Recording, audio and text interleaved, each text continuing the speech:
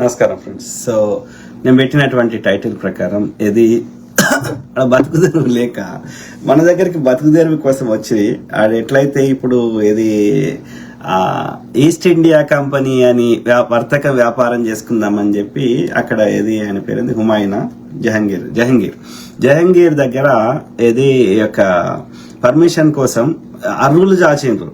Okay, so అయితే అతనికి రోగం వస్తే జహంగీర్ గారికి యొక్క బ్రిటిష్ అతని చెందిన ఆయన ఈస్ట్ ఇండియా కంపెనీకి చెందిన ఆయన జహంగీర్ గారికి రోగానికి సంబంధించిన గిఫ్టులతో పాటు ఆయన రోగం నయం చేస్తే ఆయన ఏది సింపతి తోటి అక్కడ వ్యాపారం చేసుకోపండి అని బెంగాల్లో చేసుకోమని పర్మిషన్ ఇచ్చిండు, గుజరాత్ సూరత్.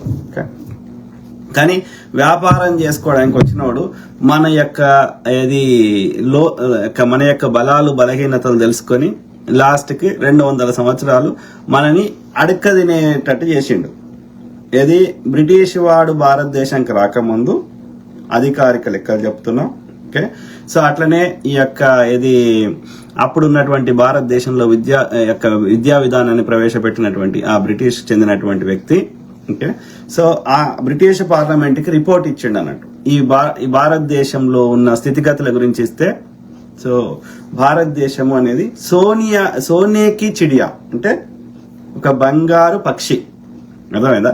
బంగారు పక్షి నుంచి చిన్న రెక్క రాలినా నువ్వు అంటే ఇమాజిన్ చేసుకోండి. సో ఆ విధంగా ప్రపంచంలో ఉన్నటువంటి ఎంత 27% అంటే ఒక ఇప్పుడు 198 దేశాలు, ఇంచుమించు 200 దేశాలు ఉన్నాయంటే అందులో 1/3 దేశాలు అంటే ఎన్ని దేశాలు అయితే ఒక 60-70 ఓకే 60 దేశాల పైన ఉన్న దేశాల యొక్క సంపద ఎంత ఉంటుందో అంత సంపద ఒక్క భారతదేశంలో ఉండే.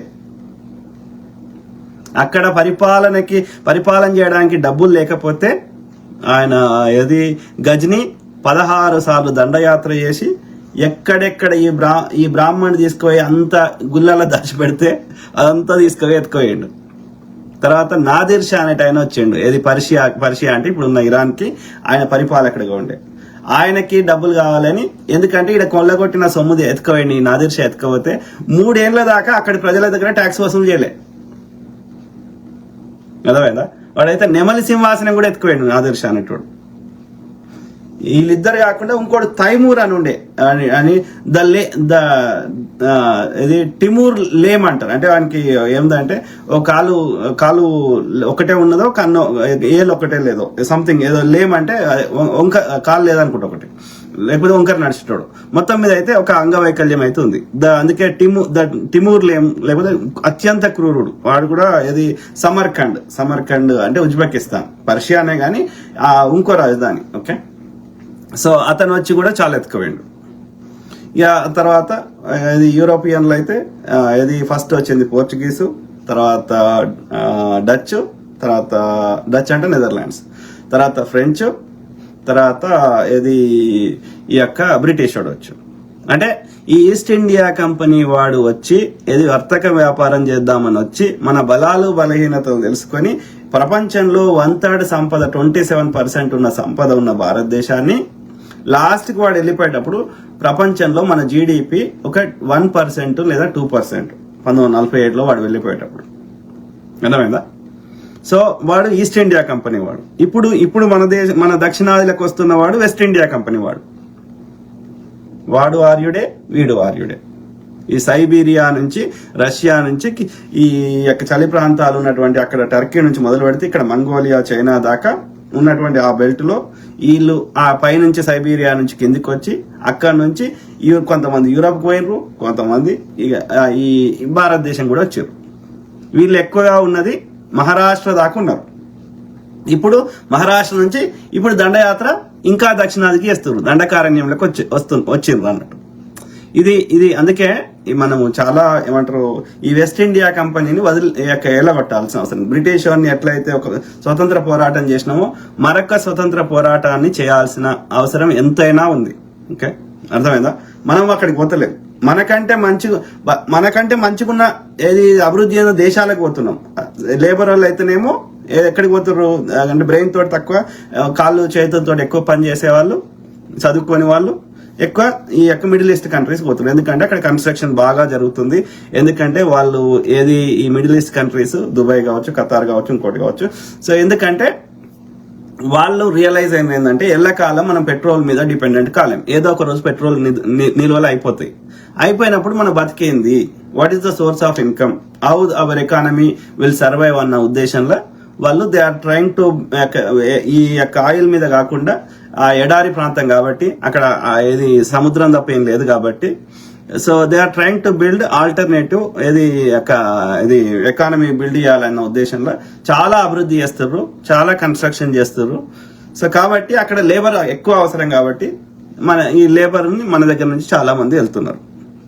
సో మన వాళ్ళు ఎందుకు వెళ్తున్నారో 4 ఏళ్ళు 5 ఏళ్ళు పనిచేసి ఈడ వచ్చేసి రెస్ట్ ఆఫ్ ద లైఫ్ కొంచెం సుఖంగా ఫ్యామిలీతో గడపొచ్చు అన్న ఉద్దేశంలో వెళ్తున్న వాళ్ళే ఎక్కువ మంది ఉన్నారు. ఓకే, ముఖ్యంగా కేరళలో చాలా మంది వెళ్తున్నారు. అది వాళ్ళు కాకుండా మన తెలంగాణలో కరీంనగర్ అండ్ నిజామాబాద్ జిల్లాల్లో అత్యధికంగా ఉన్నారు. నిజామాబాద్ అయితే అందరికంటే ఎక్కువ ఉన్నారు నాకు అర్థమైన కాడికి, నేను గమనించిన కాడికి.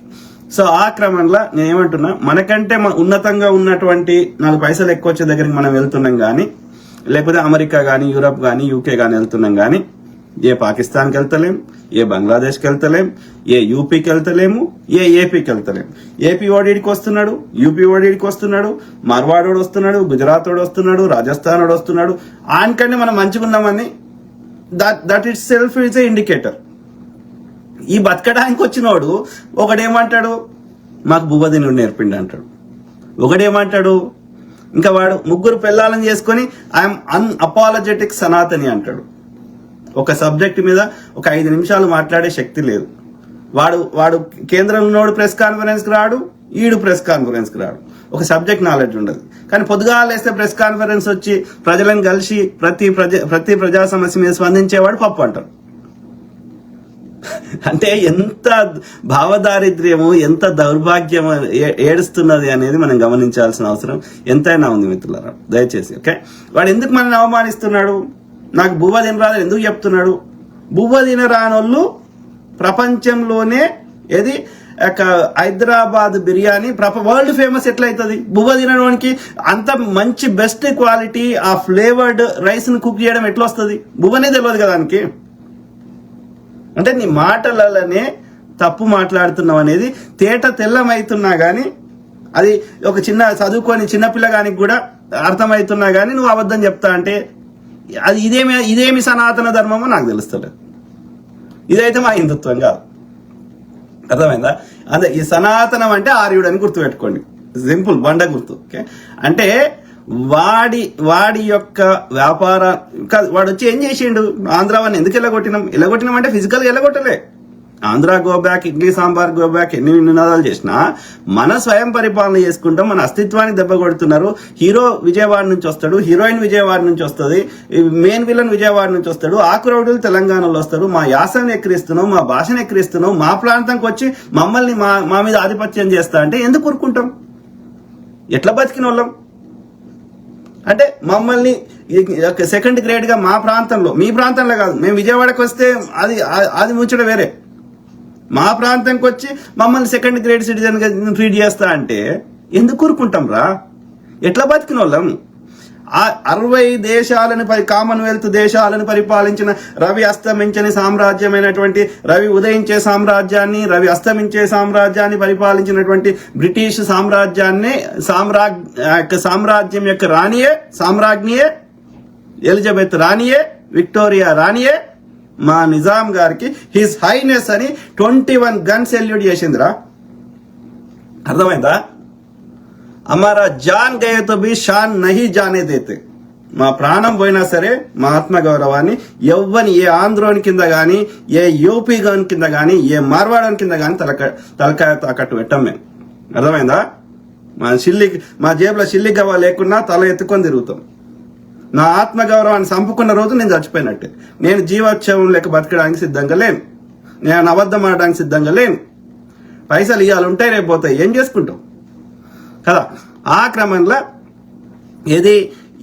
వాడు ఒక సికింద్రాబాద్ జనరల్ బజార్ ఎంత ఫేమస్, ఎన్ని కంపెనీలు, ఇప్పుడు ఇలా మోండా మార్కెట్ ఆడపోతే అదే మార్కెట్ నేను మర్చిపోతే ఆ పేరు, మన యొక్క నాంపల్లిలో ఉంటుంది సో మొజంజాహి మార్కెట్ ఇట్లా ఎన్ని రకాలుగా ఉన్నాయిరా.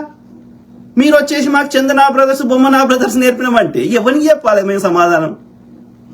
మరి ఈ బొమ్మనా బ్రదర్స్ చందనా బ్రదర్స్ మీరున్న ఏరియాలో పెట్టుకోగా మేము వద్దన్నామా? 1953లో మద్రాసు రాష్ట్రం నుంచి విడిపోయినాక ఆంధ్ర రాష్ట్రంకి తొలి ముఖ్యమంత్రి టంగుటూరి ప్రకాశం పంతులు పరిపాలిస్తున్నప్పుడు మీకు పరిపాలనా భవనాలు ఎక్కడ ఉండే చెప్పండి నాకు. గుడారాలు వేసుకొని పరిపాలన చేసారు, జీతాలు ఇవ్వడానికి పైసలు లేవు. అది మీ బతుకు. మీరు వచ్చేసి మాకు భూవదిని నేర్పిందంటే మేము ఎవరికి సమాధానం చెప్పుకోవాలి? మా తలకాయ ఎడబెట్టుకోవాలి. షీరిష్ ఇంత కడతాం, అర్థమైందా? 60 ఏళ్ళైనా 1969లో 300 మందికి పైగా వాడు పిట్టలేక కాల్చినా కాసు బ్రహ్మానంద రెడ్డి మేము వదలలే. కన్సిస్టెంట్ గా పోరాటం చేసినాం, ముల్కీ నిబంధనలు పెట్టుకున్నాం. నువ్వు ఎత్తేసినా 610 ఫార్ములా అమలు చేయమన్నాం. మొత్తం తెలంగాణ యావత్తు తెలంగాణ రోడ్ల మీదకి వచ్చి వంట వార్పు చేసి కొట్లాడి తెలంగాణ సాధించుకున్నాం. కాబట్టి ఎవరికిరా మేము భయపడేది? అంతకంటే పెద్ద ఉద్యమాలు చేస్తాం. సింపుల్. ఓకే, వాడు ఇట్లా 60 ఏళ్ళు అట్లా ఎందుకు మమ్మల్ని ఎందుకు చేయగలుగుతున్నావు నువ్వు? ఓన్లీ బికాజ్ మా మంచితనం. మీ లెక్క మాకు అబద్ధాలు చెప్పొచ్చు, మీ లెక్క మా దేడు షారు చేయొచ్చు, మీకు ఏది మీకంటే ఎక్కువ మాకు కంత్రి పనులు చేయొచ్చు. కానీ మా ఆత్మ ఒప్పుకోదు అట్లా. ఎంత మంచిగా ఉండాలనో అంత మంచిగా ఉంటాం. కానీ మా అస్తిత్వాన్ని దెబ్బ కొట్టే ప్రయత్నం చేస్తే తన్ని ధర్మేస్తాం. ఏమన్నాడు మా యొక్క కాళోజీ గారు? ఏమన్నాడు? ప్రాంతేతరుడు మోసం చేస్తే పొలిమేర దాకా తరుమన్నాడు. ప్రాంతం వాడు మోసం చేస్తే పాతి పెట్టమన్నాడు. మన పాతి పెట్టకున్నా కానీ, మన రాజ్యాంగం హింసని అలో చేయకున్నా కానీ అంత పని చేస్తాం. అర్థమైందా? పాతి పెట్టినంత పని చేస్తాం. సో కాబట్టి ఆంధ్ర వాడినే తరిమేయగలిగినప్పుడు, తరిమేయడం అంటే ఫిజికల్ గా తరిమేయలే, ఎవడి వ్యాపారం వాడు చేసుకుంటుండు. కానీ వాని ఆధిపత్యాన్ని, వాని యొక్క దోపిడీని, మా ఉద్యోగాలని, మా యొక్క అస్తిత్వాన్ని, మా కల్చర్ని దెబ్బకొట్టేదాన్ని తొలగించేసినాం. ఇవాళ ఆంధ్రోని టీవీలలో కూడా ఎంతో కొంత మన తెలంగాణ భాష మాట్లాడుతున్నారు, తెలంగాణలో హైర్ చేసుకుంటారు. ఇంకా దాన్ని మార్పులు చేయడానికి కూడా ప్రయత్నం చేస్తాం. బతుకు దగ్గరకు వచ్చిన లేకుంటే ఎక్కడ సమస్య లేదు. అది ఏ దేశం పోయినా, ఏ ప్రాంతం పోయినా, మా లోపల ఒకటి కలిసి ఉండి మా కల్చర్ని తమ కల్చర్ అనుకొని మా వాళ్ళని హైర్ చేసుకొని మా యొక్క ఇక్కడ ఎకానమీకి లాభం చేసేటట్టు ప్రవర్తిస్తే ఉండు. ఇక్కడ వాళ్ళకి ఎంప్లాయ్మెంట్ ఇస్తే ఉండు. నీ వ్యాపారాలకు భద్రత కల్పిస్తున్నాం, నీకు కావాల్సినటువంటి ఇన్ఫ్రాస్ట్రక్చర్ ఇస్తున్నాం, నీకు మంచి రోడ్లు ఇస్తున్నాం, నీకు వ్యాపారం చేసుకోవడానికి కావాల్సిన వెసులుబాటు ఇస్తున్నాం. అవన్నీ ఇచ్చినప్పుడు నువ్వు మరి గవర్నమెంట్ ట్యాక్సులు కట్టడానికి ఏం పోయిందిరా? లేకపోతే వాడిని కాలబెడుతుంటే పోలీసులు మార్వాడాల షాపులు కాలబెట్టిరు అనుకో, పోలీసులు పట్టించుకోలేదు అనుకో, ఏమని చేస్తావు? మరి మా పోలీసునికి ఒకటి జీతం ఇవ్వాలి, నువ్వు ట్యాక్స్ కడతానే కదా. మరి ఎందుకు కడతలేవు? అన్ని క్యాష్ ఎందుకు పెడుతున్నావు? ఇంకా కూరగాయల బండి అమ్ముకుంటే ఆమె జీపేలు గూగుల్ పేలు పెట్టినప్పుడు వాడిని ఫీజు కడుతున్నప్పుడు మళ్ళీ ఆ జీపే ఉంది, మళ్ళీ మార్వాడు ఉంది. అంటే ఎన్ని రకాలుగా నువ్వు అబ్యూజ్ చేస్తున్నావు అనేది ఇక్కడ గమనించాలని ప్రాధేయపడుతున్నా. సో ఆ విధంగానే వాడు అట్లా అంటాడు. అన్అపాలజెటిక్ సనాతని గాడేమో అట్లా అంటాడు, ఏది మాకు భూవదీను నేర్పిండంట. మా యొక్క బిర్యానీ వాళ్ళు ఫేమస్ అయితే, మా ఇరానీ చాయ్ వాళ్ళు ఫేమస్, మా కుబ్బాని కమీటా, మా హలీం వాళ్ళు ఫేమస్. కానీ మాకు భూవదీను నేర్పిండంట వీడు వచ్చి. ఏం చెప్తాం? అంటే వెరీ అన్ఫార్చునేట్ మిత్రులారు, వాడి ఆధిపత్యం కోసం మనల్ని అవమానిస్తున్నాడు. వాడి ఆంధ్ర షుగర్స్ ఉంటుంది, మా నిజాం షుగర్స్ చంపేస్తాడు. ఇదేం న్యాయం రా? మా జనరల్ బజార్ చంపేస్తావు, నీ బొమ్మనా బ్రదర్స్ చందర్ బ్రదర్స్ లేపుతావు. నీ దోపిడీ కోసం మమ్మల్ని అవమానిస్తా, మా కల్చర్ని అవమానిస్తా, మా అస్తిత్వం లేకుండా చేస్తా అంటే ఏమవుతుంది? ఇసంతరారా అంటే ఇల్లంతనా అంత జుట్టు పడతావు, లేకపోతే కాళ్ళు పడతావు. ఎందుకు కోరుకుంటాం? మొత్తానికి వెళ్ళగొడతాం.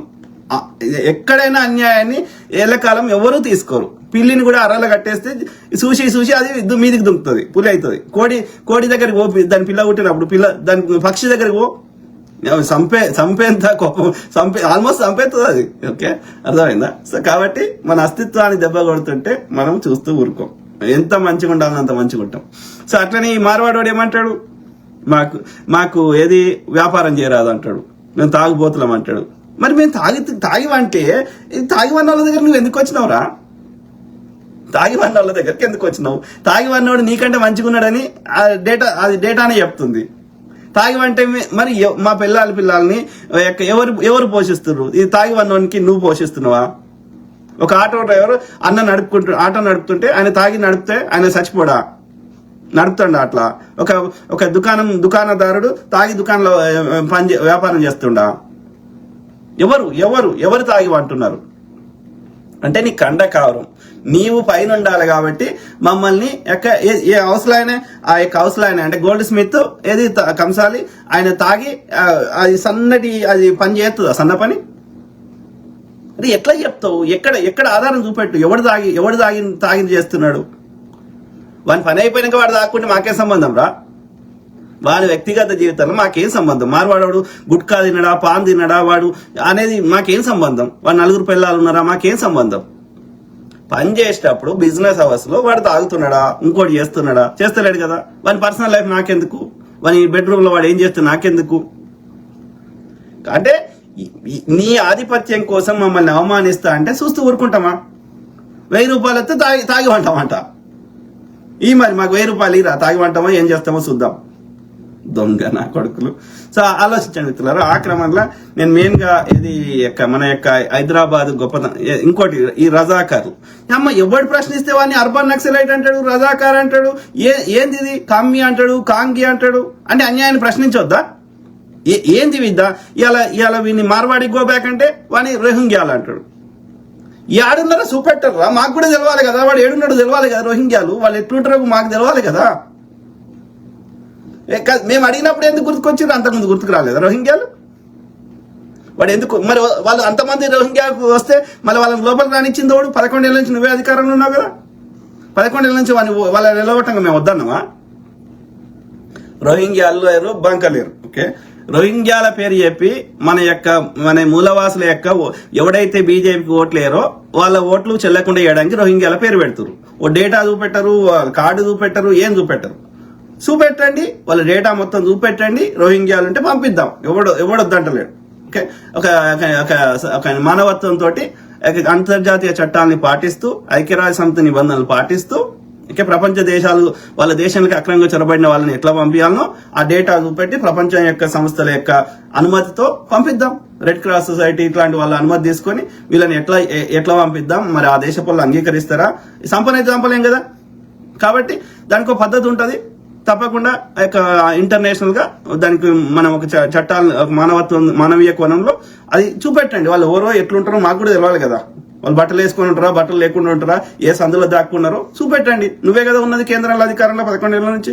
హోంశాఖ నీ చేయాలనే ఉంది, ఇన్వెస్టిగేషన్ ఏజెన్సీస్ నీ చేయాలనే ఉన్నాయి, సిబిఐ ఉంది, ఈడీ ఉంది, ఐటీ పరిశ్రమ ఇన్కమ్ ట్యాక్స్ డిపార్ట్మెంట్ ఉంది, ఎన్ఐఏ ఉంది.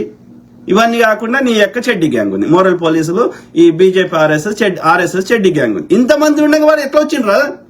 బిఎస్ఎఫ్ బార్డర్ సెక్యూరిటీ ఫోర్స్ ఇంతమంది ఉండగా వాడు ఎట్లా వచ్చిండు? మీకు కప్పి హైదరాబాద్, అది కూడా బార్డర్ స్టేట్ కాకుండా హైదరాబాద్ దాకా ఎట్లా వచ్చిండు?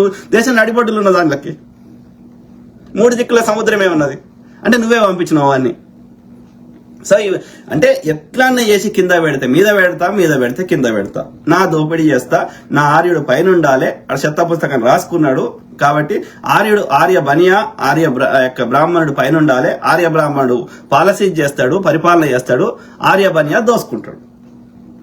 మిగతా ఎందరూ ఏం చేయాలంటే 2 రొట్టెలు తినాలి, వీడిచ్చే 5 కిలోల దొడ్డు రేషన్ బియ్యం తినాలి. ఆ దొడ్డు రేషన్ బియ్యం కూడా ఎప్పుడు ఇస్తాడు? 10 ఏళ్ళు అయిపోయి ముక్కిపోయి వారవచ్చినప్పుడు ఇస్తాడు. ఆ కొత్తగా పంట వచ్చినప్పుడు ఇయ్యాడు.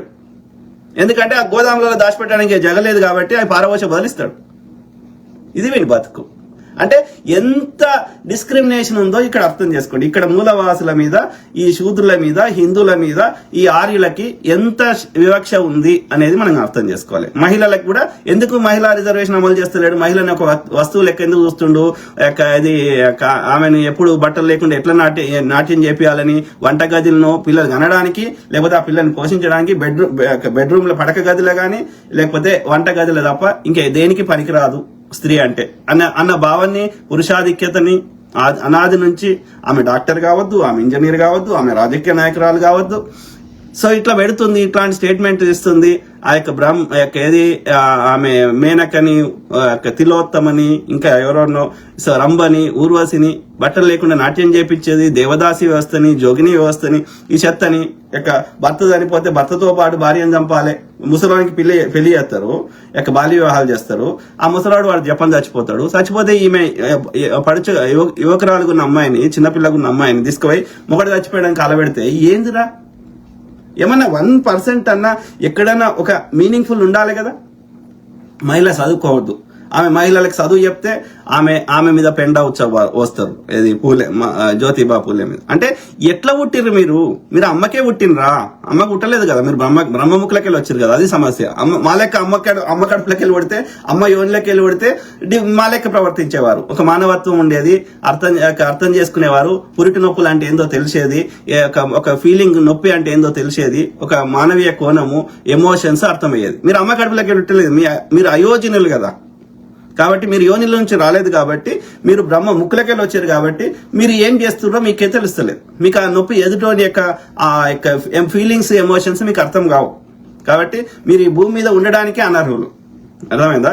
మీ సైబీరియాకు వెళ్ళిపోండి మీరు. అర్థమైందా? ఎక్కడి నుంచి వచ్చిరో అడిగిపోండి. ఆడ మొత్తం మంచిగడ్డ ఉంటుంది, ఆ మంచిగడ్డలో పోయి మంచిగా తినుకుంటే బతుకుర్రి, మనం సాగుపట్టకుర్రి. అర్థమైందా ఇట్లా? సో ఆ క్రమంలో ఇది మన యొక్క రజాకార్ల గురించి చెప్పాలి. సో ఎవడు ప్రశ్నిస్తే వాడిని ఇక ఇంతకుముందు చెప్పినట్టు ఏది పడుతుంది మాట్లాడతాం. అరే రజాకర్ అంటే అర్థమైందిరా, ఇట్స్ ఏ వాలంటీర్, ముస్లిం వాలంటీర్లని అట్లా వాళ్ళని రెచ్చగొట్టి వాళ్ళని యొక్క రజాకర్ అనేది తీసుకొచ్చింది ఎవరు? నిజాం గారు కాదు. ఎవరు? ఈ కాసిం రిజ్వీ అనేటోడు. ఓకే, అర్థమైందా? సో ఒక ఆయన బహదూర్ యార్ జంగ్ అనేట ఆయన ఒక ముస్లింల యొక్క అభ్యున్నతి కోసం, వాళ్ళ యొక్క హక్కుల కోసం ఒక పార్టీ, ఎంఐఎం అనే పార్టీ పెట్టిండు. ఓకే, ఇవాళ ఎట్లయితే ఆ యొక్క మహమ్మద్, ఆయన పేరేంటి, అలీ జిన్నా అనేట ఆయన, జిన్నా కంటే ముందు వేరే వాళ్ళు పెట్టారు యాక్చువల్లీ ముస్లిం లీగ్ ని. సో జిన్నా దాన్ని కైండ్ ఆఫ్ టేక్ ఓవర్ చేసిండు. జిన్నా కూడా కాంగ్రెస్ లోనే ఉండే స్టార్టింగ్ లో, బ్రిటిష్ వానికి వ్యతిరేకంగా పోరాడిండు, ఆయన కాంగ్రెస్ వాది.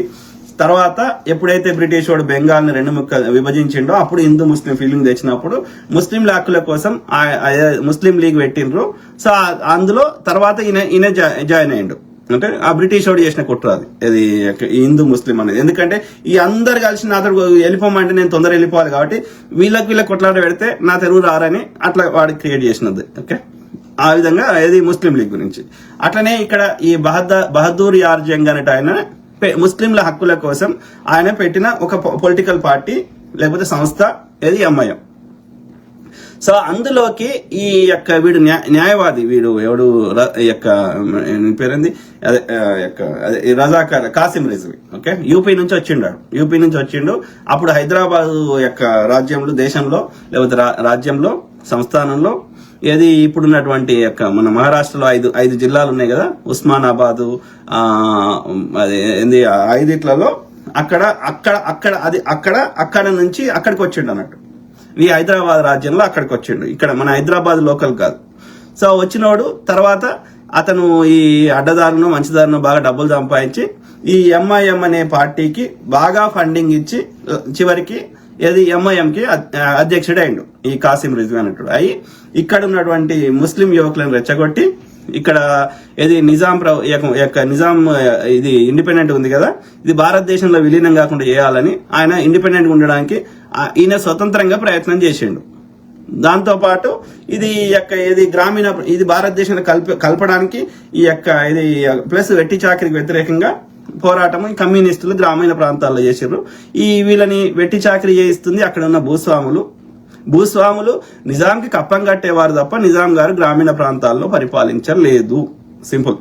నగరాలను మాత్రమే లేదా పట్టణాలను మాత్రమే నిజాం గారు పరిపాలించారు. పట్టణాలలో ప్రజలు సుఖశాంతులతో సామరస్యంగా, మత సామరస్యంగా అన్ని రకాలుగా బతికినరు. ఆ నిజాం గారు కట్టినటువంటి కోటలు, ఇంకా అక్కడ సంబంధించిన ఇన్ఫ్రాస్ట్రక్చర్, హైదరాబాద్ అయితే ఇక అది ఇంటర్నేషనల్, అది ఇంటర్నేషనల్ స్టాండర్డ్, అంతర్జాతీయ ప్రమాణాలతోటే కట్టినరు. అది కాకుండా టౌన్స్ కూడా ఇవాళ నిజామాబాదు, కరీంనగర్, ఇవన్నీ కూడా పాలమూరు, మహబూబ్ నగర్, సో ఇట్లాంటి పట్టణాలను కూడా చాలా అభివృద్ధి చేశాడు. గ్రామీణ ప్రాంతాలను నిజాం గారు పరిపాలించలేదు, భూస్వాములు పరిపాలించారు. ఆ భూస్వాములకు వ్యతిరేకంగా, ఆ వెట్టి చాకరికి వ్యతిరేకంగా భారతదేశంలో కలవడానికి వాళ్ళు గ్రామీణ ప్రాంతంలో కమ్యూనిస్టుల అండదండలతో గ్రామీణ ప్రాంతాల్లో ఉన్నటువంటి ప్రజలు రైతులు అక్కడ ఉండేటువంటి చేతి వృత్తుల వారు అనేక మంది వాళ్ళు ఆయుధాలు పట్టుకొని పోరాటం చేశారు. అంటే భూస్వాములకి అక్కడ అణిచివేతబడ్డటువంటి వాళ్ళకి మధ్యలో జరిగిన పోరాటం అది. సో వాళ్ళకి పోరాడాలంటే మరి భూస్వాములు వాళ్ళకి ఎవరైనా ఉండాలి కదా, దానికి అండగా తీసుకున్నది ఈ యొక్క రజాకార్లు ఎవరు?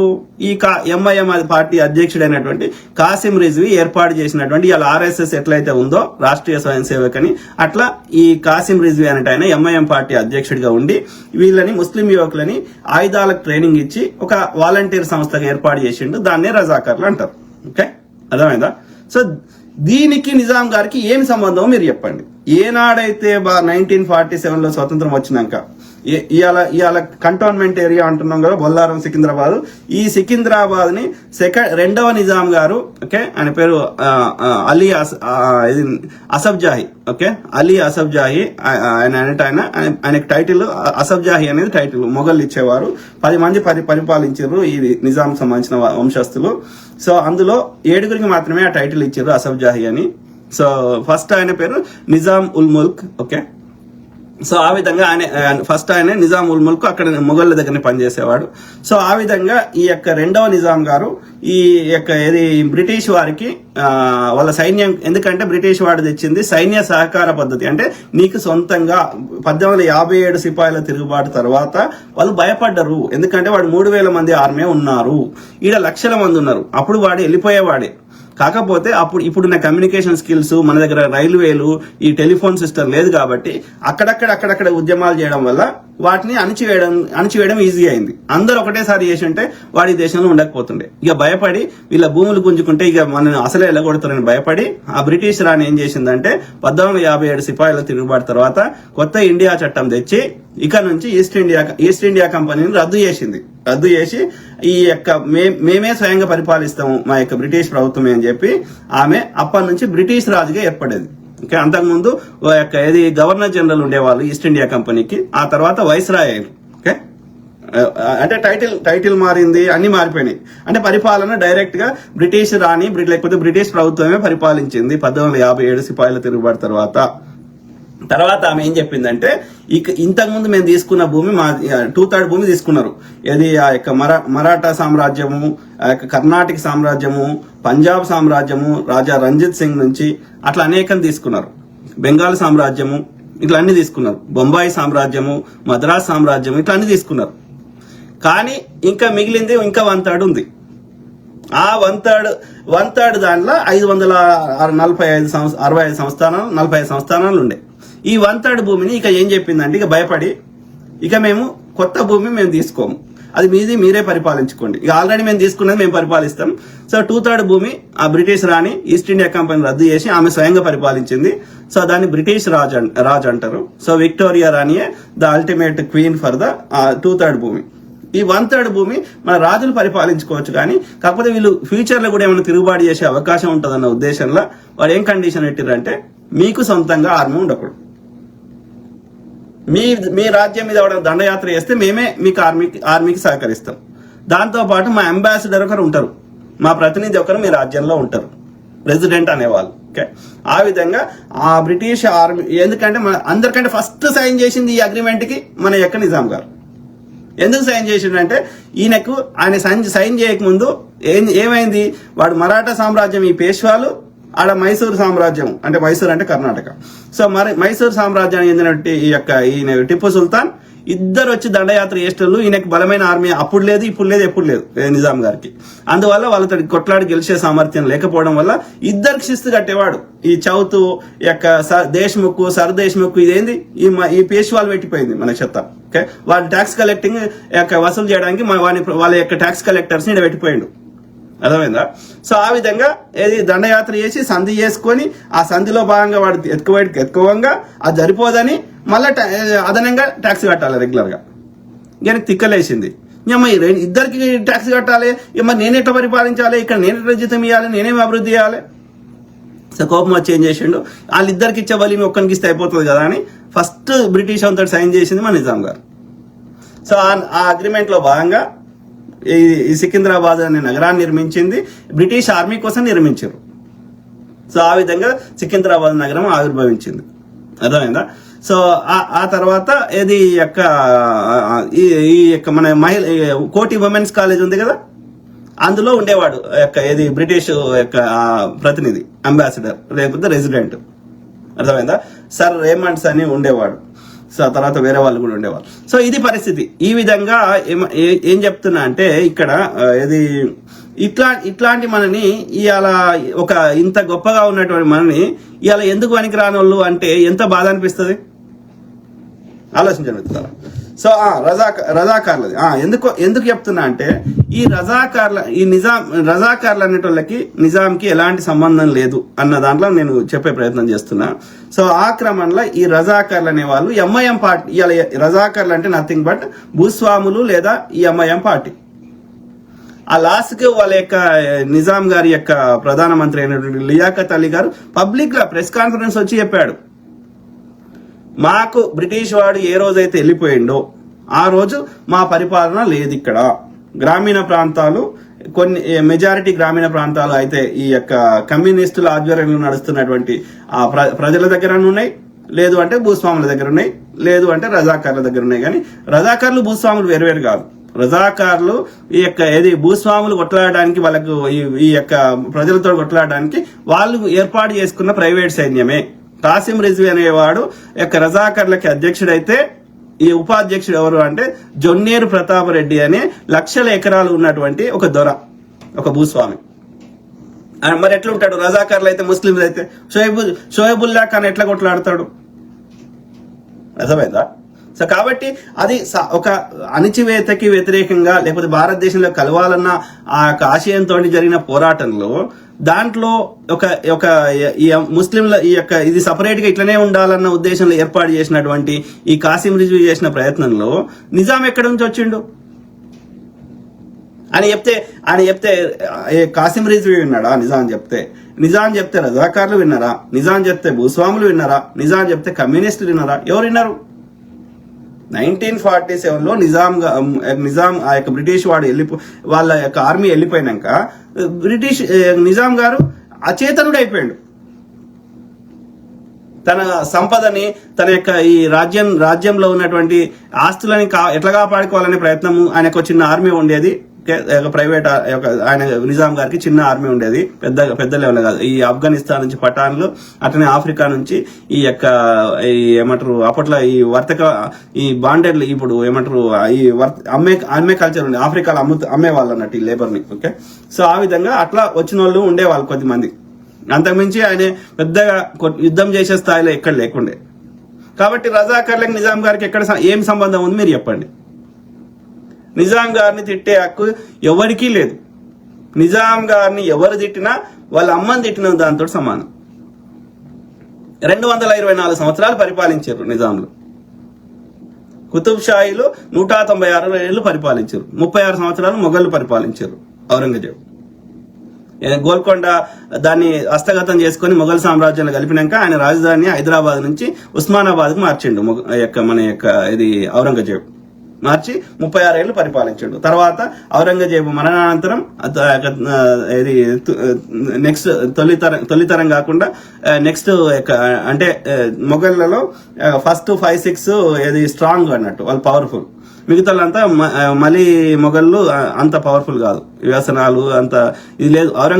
ఔరంగజేబు తనకు వారసులని మళ్ళీ తనను చంపుతాడేమో, రాజ్యాన్ని హస్తగతం చేసుకుంటాడేమో అని సరిగ్గా పెంచలేదు పిల్లల్ని. దానివల్ల అతని తర్వాత మొఘల్ సామ్రాజ్యం పతనం అయిపోయింది. సో ఆ మలితరం మొఘళ్లలో ఆయన ఔరంగజేబు చనిపోయినాక ఆయన వాళ్ళ యొక్క ఆర్మీ కింద పనిచేస్తున్న ఈ నిజాం ఉల్ ముల్క్ ఆయన ఏం చేసిండు, ఆయనే ఈ హైదరాబాద్ సుబాకి అధిపతి పరిపాలకుడిగా ఉండే ఎవరు, మన నిజాం ఉల్ ముల్క్ గారు, మొదటి నిజాం. సో ఆయన ఏం చేసిండు, వీడంతా వేస్ట్ గాడు ఉన్నాడు, రంగేలి రాజా ఉన్నాడు, మహమ్మద్ షా అని పేరు ఏదో ఉంది. సో ఉన్నాడు, వీడు సరిగ్గా లేడు అని చెప్పి ఈయన స్వతంత్రాన్ని ప్రకటించుకున్నాడు.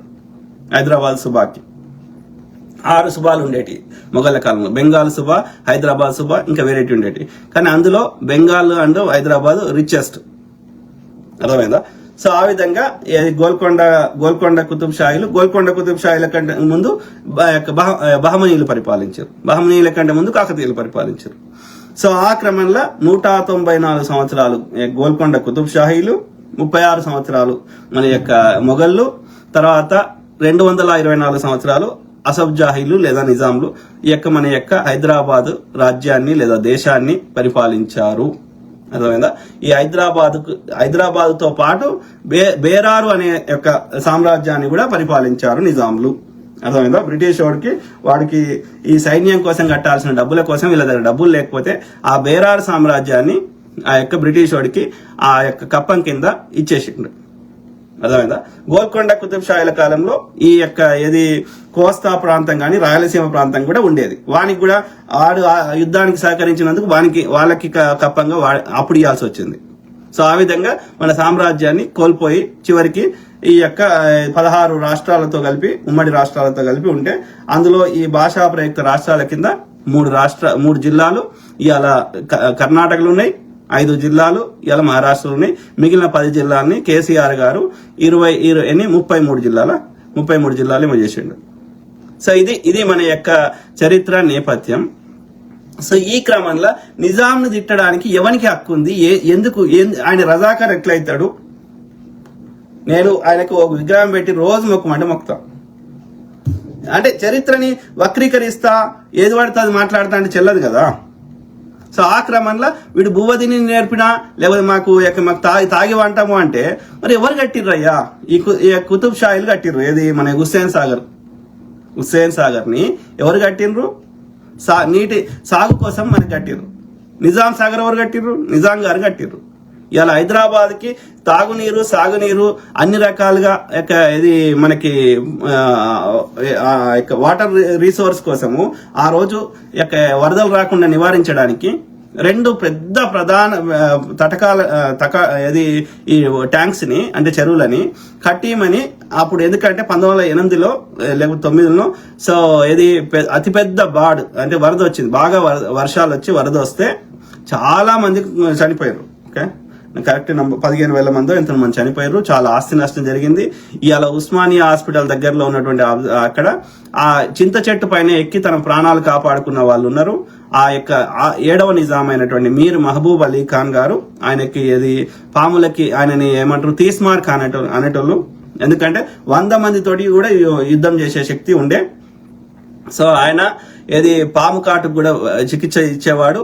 సో ఆయన తన యొక్క ప్యాలెస్ ని ప్రజల కోసం ఈ వరదలు వచ్చినప్పుడు ప్యాలెస్ ని ఓపెన్ చేసి అందరు అలా పడుకోవచ్చు, అందరికి తిండి పెట్టి వాళ్ళని కాపాడుకున్నాడు.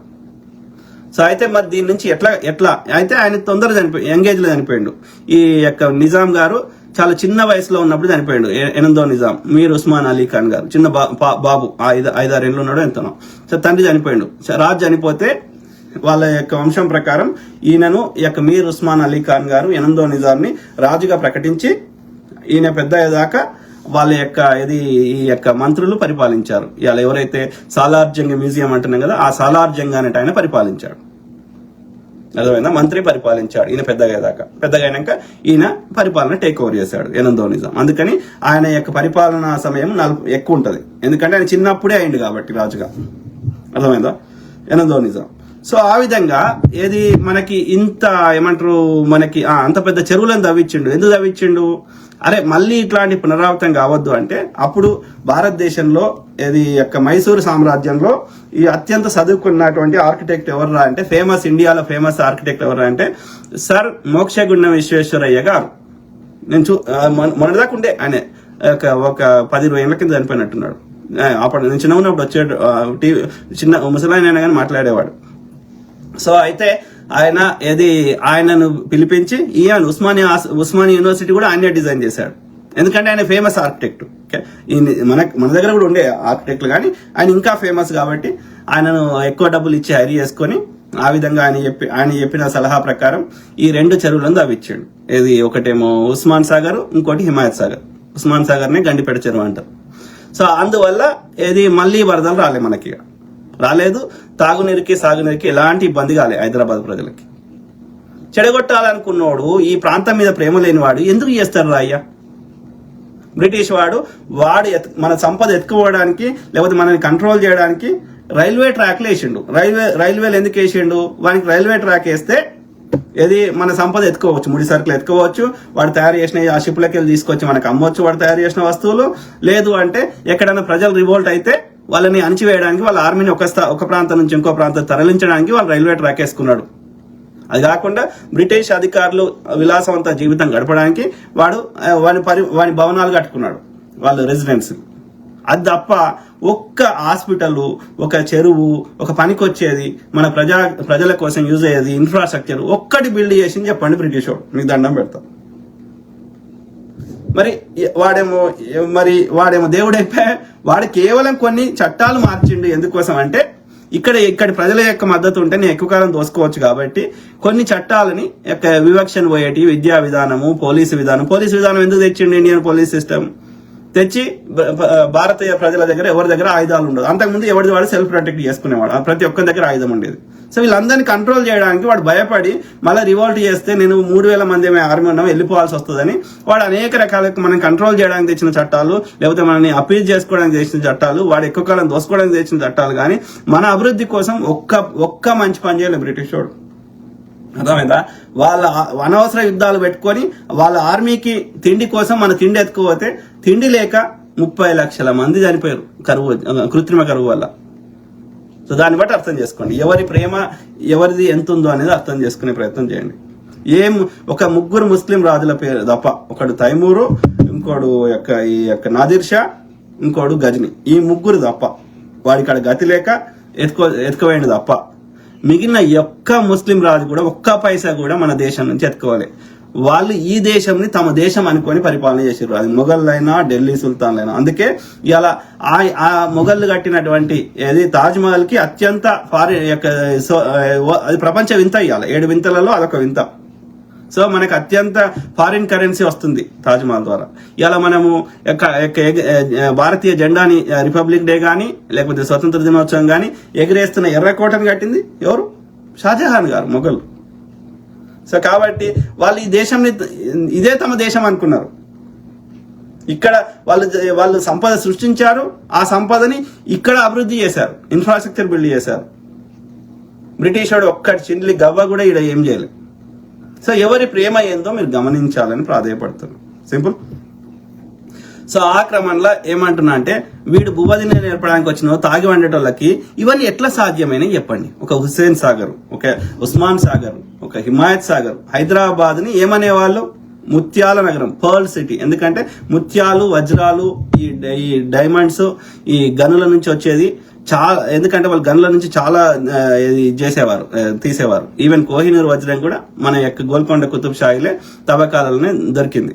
సో అంటే ఎంత వాళ్ళకి సంపద సృష్టించడము, వర్తక వ్యాపారం చేయడం అనేది ఎంత గొప్పగా ఉన్నదో అర్థం చేసుకునే ప్రయత్నం చేయండి. సో ఆ విధంగా దీన్ని పర్ల్ సిటీ, ముత్యాల నగరం అనేవారు. అంటే ప్రపంచంలో ఎక్కువ ముత్యాల వ్యాపారం ఇక్కడ జరిగేది మన హైదరాబాద్ లో. ఓకే, అట్లనే దీన్ని లేక్ సిటీ అనేవారు. ఎందుకంటే అన్ని చెరువులు ఉండేవి. చెరువుల వల్ల చాలా చాలా లాభాలు ఉన్నాయి. అర్థమైందా? వరదలు రావు. ఓకే, అర్థమైందా? భూమిలోకి నీళ్లు ఇంకుతాయి. సో చాలా సుందరంగా ఉంటది, చెట్లు పెరుగుతాయి, గ్రీనరీ ఉంటది, అనేక రకాల లాభాలు ఉన్నాయి చెరువుల వల్ల. అట్లా ఒక తక్కువలో హైదరాబాద్ లో 200 నుంచి 300 చెరువులు ఉండేవి. అర్థమైందా? ఇలా మాసాబ్ ట్యాంక్ అంటుంది ఒక చెరువు, అది చెరువులో కట్టిర్రు. ఈ ఆంధ్రావాడు 1956కి వచ్చిన తర్వాత, ఆంధ్రావాడు వచ్చినాక వాడికి ప్రతిదీ వ్యాపారం అమ్ముకోవడమే కాబట్టి ఇవాళ ఈ అందరు సుందరమైన నగరాన్ని మొత్తం నాశనం చేసిండు. మొత్తం చెరువులు కబ్జా పెట్టి చెరువులలో ఇల్లు కడితే చిన్న వరద వచ్చినా ఇవాళ నీళ్ళు ఇంట్లోకి వస్తున్నాయి. అర్థమైందా? Very unfortunate. అంటే ఒక ఎథిక్స్ జాగా లేదా, ఊరవతలు కట్టుకోలేవా, ఎందుకు కబ్జా పెట్టాలి అంటే ఒక పద్ధతి, ఒక సంస్కారం లేనే లేదు. ఓకే, ఆ విధంగా మనకి ఎన్ని రకాలుగా నష్టం చేసారు ఆంధ్రలో అనేది గమనించాలి. 56కి ముందు ఇట్ వాజ్ డిఫరెంట్. 1947లో స్వతంత్రం వచ్చిన 56 దాకా మనం సపరేటే ఉన్నాం. బూర్గుల రామకృష్ణారావు గారు ఉండే ముఖ్యమంత్రి గారు, తొలి ముఖ్యమంత్రి. అర్థమైంది? ఆంధ్ర రాష్ట్రానికి ఏమో 53లో వాళ్ళు సపరేట్ అయిన మద్రాసు రాష్ట్రం నుంచి. 53లోనేమో ఆంధ్రప్రదేశ్కి ఏమో, ఆంధ్ర రాష్ట్రానికి ఏమో టంగుటూరి ప్రకాశం పంతులు కర్నూలు రాజధాని. హైదరాబాద్కి బూర్గుల రామకృష్ణారావు గారు ఉండే. అర్థమైంది? అంటే మనము ఆ 56 తర్వాత మొత్తం యొక్క తెలంగాణ యొక్క మొత్తం కల్చర్, ఆ యొక్క ఇన్ఫ్రాస్ట్రక్చర్ అన్ని నాశనం చేసి పెట్టారు. వ్యాపార సంస్థలు అన్ని నాశనం చేశారు. వాడు వచ్చేసి మళ్ళీ మాకు మంచిగా చేసిన అంటే ఎవరికి చెప్తాం? ఇవాళ జూబ్లీహిల్స్ బంజారాహిల్స్ లో లక్షల ఎకరాల భూమి కబ్జా పెట్టిరు ఆంధ్రులు. మా వ్యాపార సంస్థలు చంపేశారు, మా కల్చర్ని దెబ్బకొట్టిర్రు. అర్థమైందా? Urdu was official language in Telangana. Urdu షాయరీలు, ఓకే, ఉర్దూ ఈ కల్చరు, ఉర్దూ సాహిత్యం, ఇట్ వాజ్ డిఫరెంట్. మా తాతకు ఉర్దూ వచ్చేది. అర్థమైందా? నా చిన్నప్పుడు కూడా ఆ యొక్క ఏది ఈ కవి సమ్మేళనాలు జరిగేటి ఉర్దూలో. గఫూర్ సార్ అని ఇట్లా వాళ్ళు చాలా డిఫరెంట్ ఉండేది Telangana culture. It was completely different. అర్థమైందా? హైదరాబాద్ కి బిర్యానీ వరల్డ్ ఫేమస్, హైదరాబాద్ కి ఇరానీ చాయ్ వరల్డ్ ఫేమస్, హైదరాబాద్ కి కుబ్బానికా మీఠా వరల్డ్ ఫేమస్, హైదరాబాద్ కి haleem world famous. It was different. Old city పోతే ఆ బ్యాంగిల్స్, ఆ వ్యాపారాలు, ఆ షాయరీలు, ఆ కీర్లు, it was different vibe. It is like okay you are in heaven. అట్లా ఉండేది. మొత్తం నాశనం చేసారు ఆంధ్రలో వచ్చి. ఇలా ఏది వందల పార్కుల నగరం బాగ్ సిటీ. బాగ్ ఏ ఆమ్ అనేటోళ్ళు మన యొక్క పబ్లిక్ గార్డెన్స్ కట్టింది వాళ్ళే. అట్లాంటి వందల వేల పార్కులు ఉంటే అవిటిని పొతం పట్టించారు, కబ్జా పెట్టేసారు. అర్థమైందా? ఇవాళ మనం వాడుతున్న అసెంబ్లీ వీళ్ళు నిజాం గారు కట్టించింది. యొక్క లైబ్రరీలు, ఆ సిటీ లైబ్రరీ, ఇంకో లైబ్రరీ, హైకోర్టు, ఉస్మానియా హాస్పిటల్, ఎన్ని అనే చెప్పవచ్చు. అర్థమైందా? మొత్తం మన యొక్క అస్తిత్వాన్ని, మొత్తం వ్యవస్థల్ని అన్నిటిని దెబ్బకొట్టిరు వీళ్ళు. మళ్ళీ వీళ్ళు వచ్చేసి పాపం అంత మంచి వ్యక్తిని పట్టుకొని రజాకారు, తొక్క, తోలు అంటే తోలు తీయద్దా? చెప్పండి మిత్రులారా. ఇవాళ దక్షిణ మధ్య railway 21 hospital, Niloufer hospital, fever hospital, mental hospital, NIMS hospital, okay, జజ్ఖానా ప్రెగ్నెంట్ లేడీస్ కోసం, ఇట్లా ఎన్ని చెప్పొచ్చు.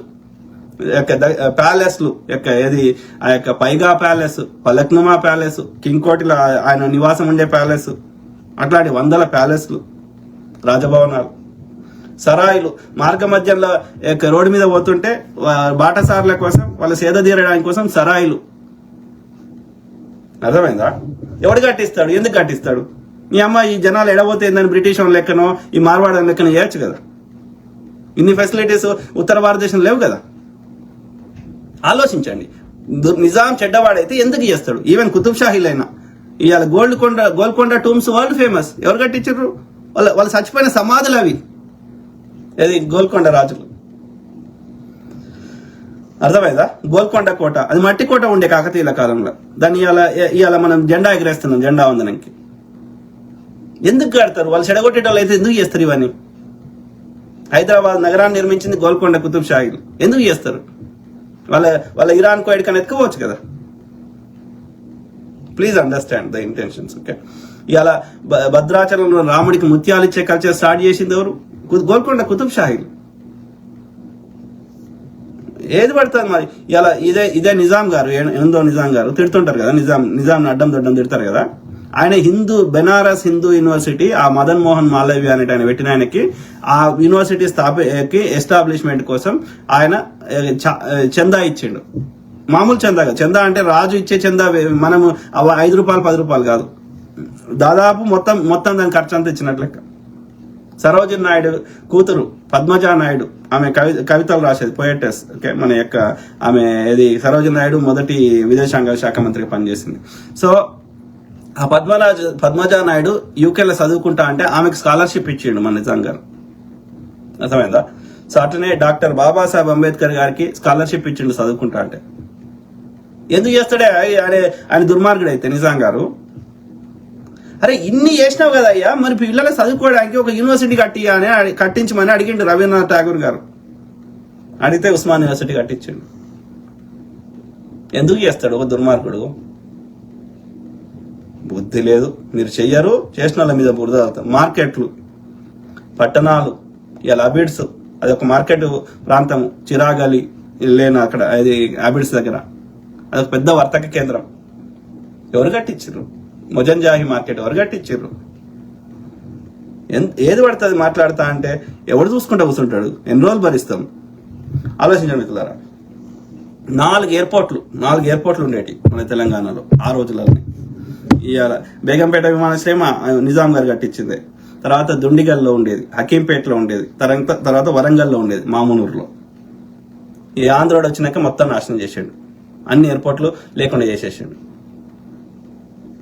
దుర్మార్గుడు. స్వతంత్రం వచ్చినాక దేశంలో కట్టించిండు. ఇవాళ ఆల్రెడీ బేగంపేట విమానాశ్రయం ఉండగా శంషాబాద్ లో కట్టించిండు కాంగ్రెస్ వాడు. అట్లా అన్ని ప్రధాన నగరాలు కట్టించిండు. స్వతంత్రం వచ్చినాక స్వతంత్ర భారతాన్ని నిర్మించింది కాంగ్రెస్. నేను మాట్లాడుతున్నా 47 కంటే ముందు చెప్తున్నాను ముచ్చట, అర్థమైందా? సో అట్లా హుస్సేన్ సాగర్, పురాణా పూల్, నయా పూల్, చార్మినార్, గుల్జార్ హౌస్, చార్ కమాన్లు, చార్మినార్ చుట్టూ 4 కమాన్లు ఉంటాయి. సో అర్థమైందా? సరూర్ నగర్ లో జనాలు ఉండడానికి నివాస కేంద్రాలు, సుల్తాన్ షాహీలో టంకశాల అంటే మనీ ప్రింటింగ్. ఒక దేశానికి కావాల్సిన అన్ని వ్యవస్థలు ఉన్నాయి. ఇది ఆయుధాలు తయారు చేసేది గన్ ఫౌండరీ, అర్థమైందా? టంకశాల అంటే కరెన్సీ ప్రింట్ చేసేది. ఇవాళ స్టేట్ బ్యాంక్ ఆఫ్ హైదరాబాద్ మొదటి బ్యాంకును పెట్టింది మన హైదరాబాద్ లోనే. మొదటి రైల్వే దాన్ని దక్షిణ మధ్య రైల్వే సికింద్రాబాద్ పెట్టింది మన గారే, అర్థమైందా? తర్వాత నాంపల్లిలో రైల్వే స్టేషన్ ఉంది, అది కట్టింది నిజాం గారే. చెడగొట్టిన ఏది మన ఏది నాంపల్లి దగ్గర అది చాదర్ ఘాట్, ఆ పూలు కట్టింది నిజాం గారే. ఇప్పుడు నిజాం సాగర్ కట్టింది నిజాం గారే. మీరాలం మండి, మీరాలం చెరువు, బ్రిటిష్ రెసిడెన్సీ అదే మహిళా కాలేజ్ కోటిలో, చందులాల్ బారాదరి సాలార్జంగ్ మ్యూజియం, చాదర్ ఘాట్, ఇంతకుముందు చెప్తుంది చాదర్ ఘాట్, అఫ్జల్ గంజ్ వంతెన, నయాపూల్, పోస్ట్ ఆఫీసు. అంటే ఏమి లేదు చెప్పండి మన హైదరాబాద్ రాజ్యంలో, దేశంలో, సంస్థానంలో ఇది లేదు అన్నది చెప్పండి. ఒక అత్యంత డెవలప్డ్ దేశంకి ఉండాల్సిన, అభివృద్ధి చెందిన దేశంకి ఉండాల్సిన అన్ని ఫెసిలిటీస్ మన హైదరాబాద్ రాజ్యంలో ఉండే, మిగతా రాజ్యాలు లేవు. ఇంకా మద్రాసు రాష్ట్రంలో కూడా లేవు, బ్రిటిష్ వాడు పరిపాలించిన దాంట్లో కూడా లేవు, మిగతా సంస్థానాలు లేవు. ఎట్లా సాధ్యమైంది ఇంత సంపద సృష్టించడం మన నిజాం గారికి? ఆలోచించండి. ఒక దుర్మార్గుడు ఎందుకు చేస్తాడు? గ్రామీణ ప్రాంతాల్లో భూస్వాములు నిజాం గారిని పరిపాలన చేయనివ్వలేదు, ఆడదాకా రానియలేదు నిజాంలని. అది అన్ఫార్చునేట్, ఏం చేయలేని పరిస్థితి. నిజాం గారు వీళ్ళతో కొట్లాడే శక్తి నిజాం గారికి లేదు. కాబట్టి గ్రామీణ ప్రాంతాల్లో ఉన్న ఆ వెట్టి చాకరీ వాళ్ళకి కూడా, గ్రామీణ ప్రాంతాల్లో ఉన్న వాళ్ళకి కూడా భూమి పంచిపెట్టమన్నాడు. పంచిపెట్టమంటే వాళ్ళు పంచిపెట్టలే, వెట్టి చాకరీ చేసి వెట్టి పెట్టుకున్నారు. ఆయన వాళ్ళతో కొట్లాడే పరిస్థితి లేకుండే, నిజాం గారికి అంత శక్తి లేకుండే, అర్థమైందా? బాగే పబ్లిక్ గార్డెన్స్, తర్వాత Bombay to Secunderabad railway line, Nizam railway సంస్థ ఏర్పాటు, Falaknuma palace, Chanchalguda jail, Nampally railway station, Muslim Jung వంతెన, టెలిఫోన్ వ్యవస్థ ఏర్పాటు, నిజామియా అబ్జర్వేటరీ టెలిస్కోపు. ఇవాళ ఏమో పిలుస్తున్నాం కదా మనం, దాని పేరు ఏదో పిలుస్తున్నాం కదా, అదే ఉన్నది కదా అది. హనుమాన్ వ్యాయామశాల, హైదరాబాద్ స్టేట్ విద్యుత్ board, high court, Osman Sagar, Gandipet, Himayat Sagar, Charminar, Unani ayurvedic hospital. ఎవడు కడతారు అయ్యా యునాని హాస్పిటల్? హైదరాబాద్ నగరంలో సిమెంట్ రోడ్లు, బేగంపేట విమానాశ్రయం, డక్కన్ ఎయిర్వేస్ నిజాం గారు స్థాపించిందే, సింగరేణి బొగ్గు గనులు నిజాం గారు స్థాపించిందే, ఫిరంగుల factory, iron factory, VST Virginia Sultan tobacco మన ఇక్కడ ఉంటది, మన యొక్క ఆర్టిస్ట్ క్రాస్ రోడ్ దగ్గర, అర్థమైందా? డక్కన్ బటన్ ఫ్యాక్టరీ, తర్వాత chemical laboratory, DBR mills, Azamjahi mills వరంగల్లో బట్టలు తయారు చేసేది, ఆర్టీసీ. వాళ్ళ అమ్మ, ఈ నేటికి బోర్డు మీద జీ ఉంటుంది, జడ్ ఉంటుంది, ఆ జడ్ వాళ్ళ అమ్మ పేరు జహ్రా బేగం. వాళ్ళ అమ్మ మీద ప్రేమతోటి అందరినీ ఈ యొక్క మక్కా మసీదుల సమాధులు చేస్తే వాళ్ళ పూర్వీకులై, మిగతా నిజాంలై, వాళ్ళ కుటుంబ సభ్యులై, అదే వాళ్ళ యొక్క మంత్రిగా పనిచేసిన సైనికులకు పనిచేసిన వాళ్ళు ఏమో పైగా ప్యాలెస్ లో చేసారు, పైగా అక్కడ చేసారు. కానీ ఈయన ఒక్కరిని మాత్రం వాళ్ళ అమ్మ పక్కకి ఉండాలని చెప్పి ఈ యొక్క కింగ్ కోటిలో వాళ్ళ అమ్మ పక్కకి సమాధి చేయించుకున్నాడు, ఈ మక్కా మసీదులో కాకుండా. ఆయన యొక్క మన భారతదేశంలో విలీనం చేసుకున్నప్పుడు హైదరాబాద్ని, ఆయనకు హైదరాబాద్ అనే యొక్క రాష్ట్రానికి ఆయనను రాజు ప్రముఖ చేసారు, గవర్నర్ చేసారు. ఆయన చచ్చిపోతే హైదరాబాద్ వీధులలో ఒక చీమ కదలనంత జాగ కూడా దొరకలే, అంతమంది వచ్చారు. అట్లాంటి మహనీయుని పట్టుకొని నువ్వు దేశద్రోహి, నువ్వు ఆయన ఖాళీ చెప్పు కొనగోటికి కూడా సరిపోవు. నువ్వు నిజాం నగలు ఎంత ఫేమస్, ఎంత లక్షల కోట్ల బంగారం, ఎంత టైమ్స్ మ్యాగజైన్ లో వచ్చిండు ఆయన, వరల్డ్ ఫేమస్ ఆ రోజులనే. వాడు ఎవడో అవమానించిండని బ్రిటిష్ వాని కంపెనీకి చెందినటువంటి రోల్స్ రాయ్ కార్లను తెచ్చి హైదరాబాద్ లో శత్రుడడానికి వాడిండు బల్దియా జిహెచ్ఎంసీకి. వాడు సారీ చెప్పిండు, వాడు నా తప్పైందిరా, నీవు అట్లా చేస్తే నా రోల్స్ రాయ్ కార్లు వాడు కొనుక్కోడరా, నీ దండం పెడతారా, సారీ అని చెప్పిండు. ప్రపంచ దేశాలు వెళ్ళిన మాకు 21 గన్ సెల్యూట్ చేసిన వాళ్ళని పట్టుకొని నీకు బువ్వదీని రాదు, నువ్వు తాగి వంటవంటే ఏం చెప్తాం? నువ్వు నీకు బతుకుదెరువు లేనివాడు నువ్వు నా దగ్గరకు వచ్చి షీరిష్ ఇంత గడతాం బిడ్డ. ఏది సిర్పూర్ లో కాగజ్ నగర్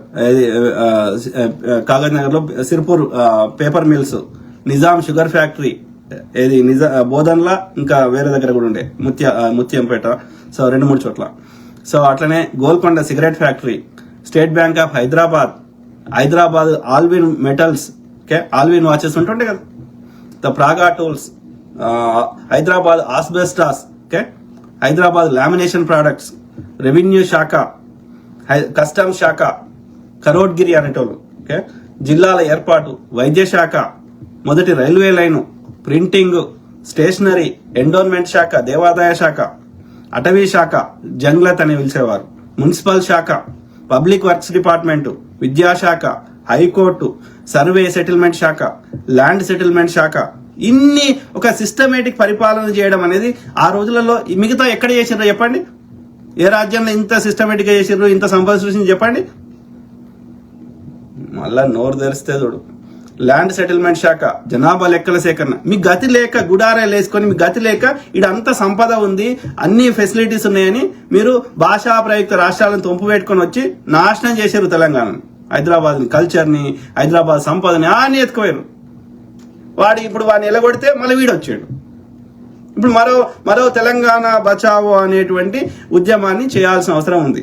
తెలంగాణ వ్యాపారాల్ని, తెలంగాణ కల్చర్ని, తెలంగాణ తిండిని, తెలంగాణ ఐడెంటిటీని, తెలంగాణ అస్తిత్వాన్ని, తెలంగాణ ఆ మాధుర్యాన్ని కాపాడుకోవాల్సిన అవసరం ఎంతైనా ఉంది. కాబట్టి ఇప్పుడు చేయాల్సిన మలిదశ ఉద్యమం తెలంగాణ బచావో ఆందోళన. ఎక్సైజ్ శాఖ, అబ్కారీ శాఖ, జనాభా లెక్కల సేకరణ, తర్వాత పోలీస్ శాఖ. హైదరాబాద్ కొత్వాల్ ఉండేవాడు, కొత్వాల్ అంటే డీజీపీ, ఆయన పేరు ఏదో పటేల్ ఉండే, రెడ్డి పటేల్ మున్నూరు కాపాడు. సో ఎక్సైజ్ శాఖ, అబ్కారీ, పోలీస్ శాఖ, గనుల శాఖ, పరిశ్రమలు, వాణిజ్య శాఖ, లోకల్ ఫండ్ శాఖ, నీటిపారుదల శాఖ, state life insurance fund, city improvement board. ఇది ఈ రోజు చెప్తలే, నేను చెప్తుంది ఒక 50-100 ఏళ్ల కింద ముచ్చట చెప్తున్నా.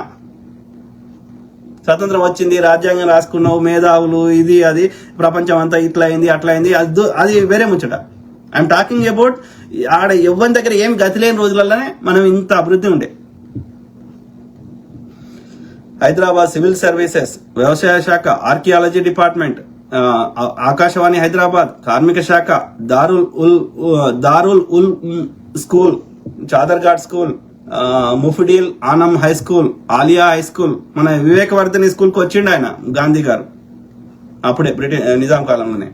సికింద్రాబాద్ మహబూబ్ కాలేజ్, నిజాం కాలేజ్, నాంపల్లి బాలికల పాఠశాల, వరంగల్లో మొదటి తెలుగు పాఠశాల, అసఫియా స్కూల్, వివేకవర్ధిని స్కూల్, మహబూబియా బాలికల పాఠశాల. బాలికలు చదువుకోవద్దు అని చెప్పలేదు చూడండి మీరు. గిన్నె ఎందుకు పెడతారా? Osman university, city college, Hyderabad public school HPS అనేది వరల్డ్ ఫేమస్. పెద్ద పెద్ద ధనవంతుల పిల్లలు, నేటికి ధనవంతుల పిల్లలు, ఫేమస్ వాళ్ళు, ఈ కిరణ్ కుమార్ రెడ్డి, లేకపోతే ఆయన పేరు జగన్మోహన్ రెడ్డి, ఇంకా చాలా మంది హైదరాబాద్ స్కూల్లో చదువుకున్న వాళ్ళే, హెచ్పిఎస్ స్కూల్లోనే.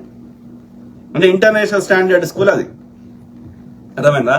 సో మార్వాడి హిందీ విద్యాలయ అంటే ధనవంతుల పిల్లలందరూ హెచ్పిఎస్ ని చదువుకుంటారు, అర్థమైందా? సో ఇది Hindi Vidyalaya, physical education college of veterinary sciences, అంటే జంతువుల మీద కూడా అంత ప్రేమ ఉంది అని అర్థం. ఆయుర్వేద, యునాని వైద్యశాల, మెడికల్ కాలేజీలు, Osmania medical college. So mental hospital ఎర్రగడ్డ, విక్టోరియా మెమోరియల్, ప్రసూతి దవాఖానా, హోమియోపతి కాలేజీ, యునాని ఆయుర్వేదిక్ ఆసుపత్రుల నిర్మాణం, ఉస్మానియా జనరల్ హాస్పిటల్, అదంతా అందరికీ తెలిసిందే. నీలాఫర్ హాస్పిటల్, తర్వాత కోరంటి ఫీవర్ హాస్పిటల్, ఇట్లా చెప్పుకుంటూ పోతే శాంతాడంత లిస్ట్ ఉంది. ఇంకా మనకు నోటికి కొన్ని ఎంత వరకు మనకి గుర్తుకొచ్చిన గాడికి చెప్పినాం, ఇంకా చెప్పని చాలా ఉంటాయి. ప్యాలెస్ గీలెస్లు ఇంకా లెక్క పెట్టుకుంటూ పోతాయి. సో బ్రిడ్జ్లు. సో కాబట్టి ఇంత చేసినవని పట్టుకొని నీకు శాత కాదు, నువ్వు రజాకార్వి, నువ్వు అర్బన్ నక్సలైట్వి, నువ్వు ఇంకో తొక్క, నువ్వు కమ్మివి, నువ్వు కాంగివి, నీ దోపిడిని ప్రశ్నిస్తే మా మీద గిదా నువ్వు చెప్పేది? తోలు దిగద్దు ఇట్లాంటి వాళ్ళం? చెప్పండి మిత్రులారు, దయచేసి ఆలోచించండి. మీ కామెంట్స్ అవుతుంది. 16 కామెంట్లు ఉన్నాయి. నరసింహ శర్మ, చూసినావా బూతు? ఇక చూడు, నేను చెప్పిన డేటా కానీ అక్కడ వాస్తవమా కాదా కానీ ఒక సైంటిఫిక్ చర్చ కానీ, ప్లాన్ లేకుండా చిన్న ఇల్లు కట్టలేము.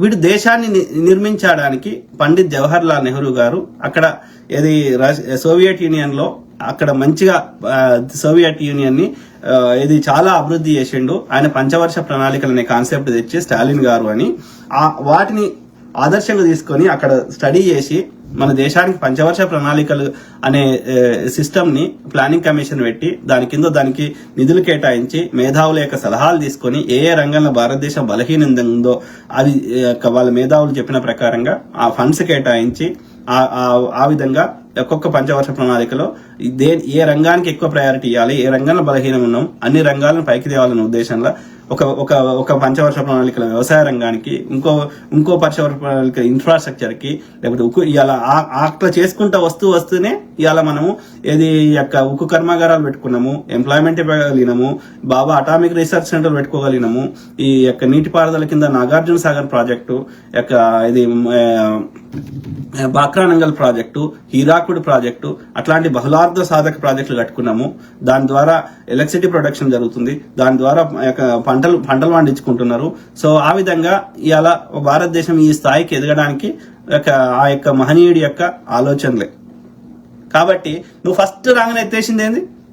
Planning commission.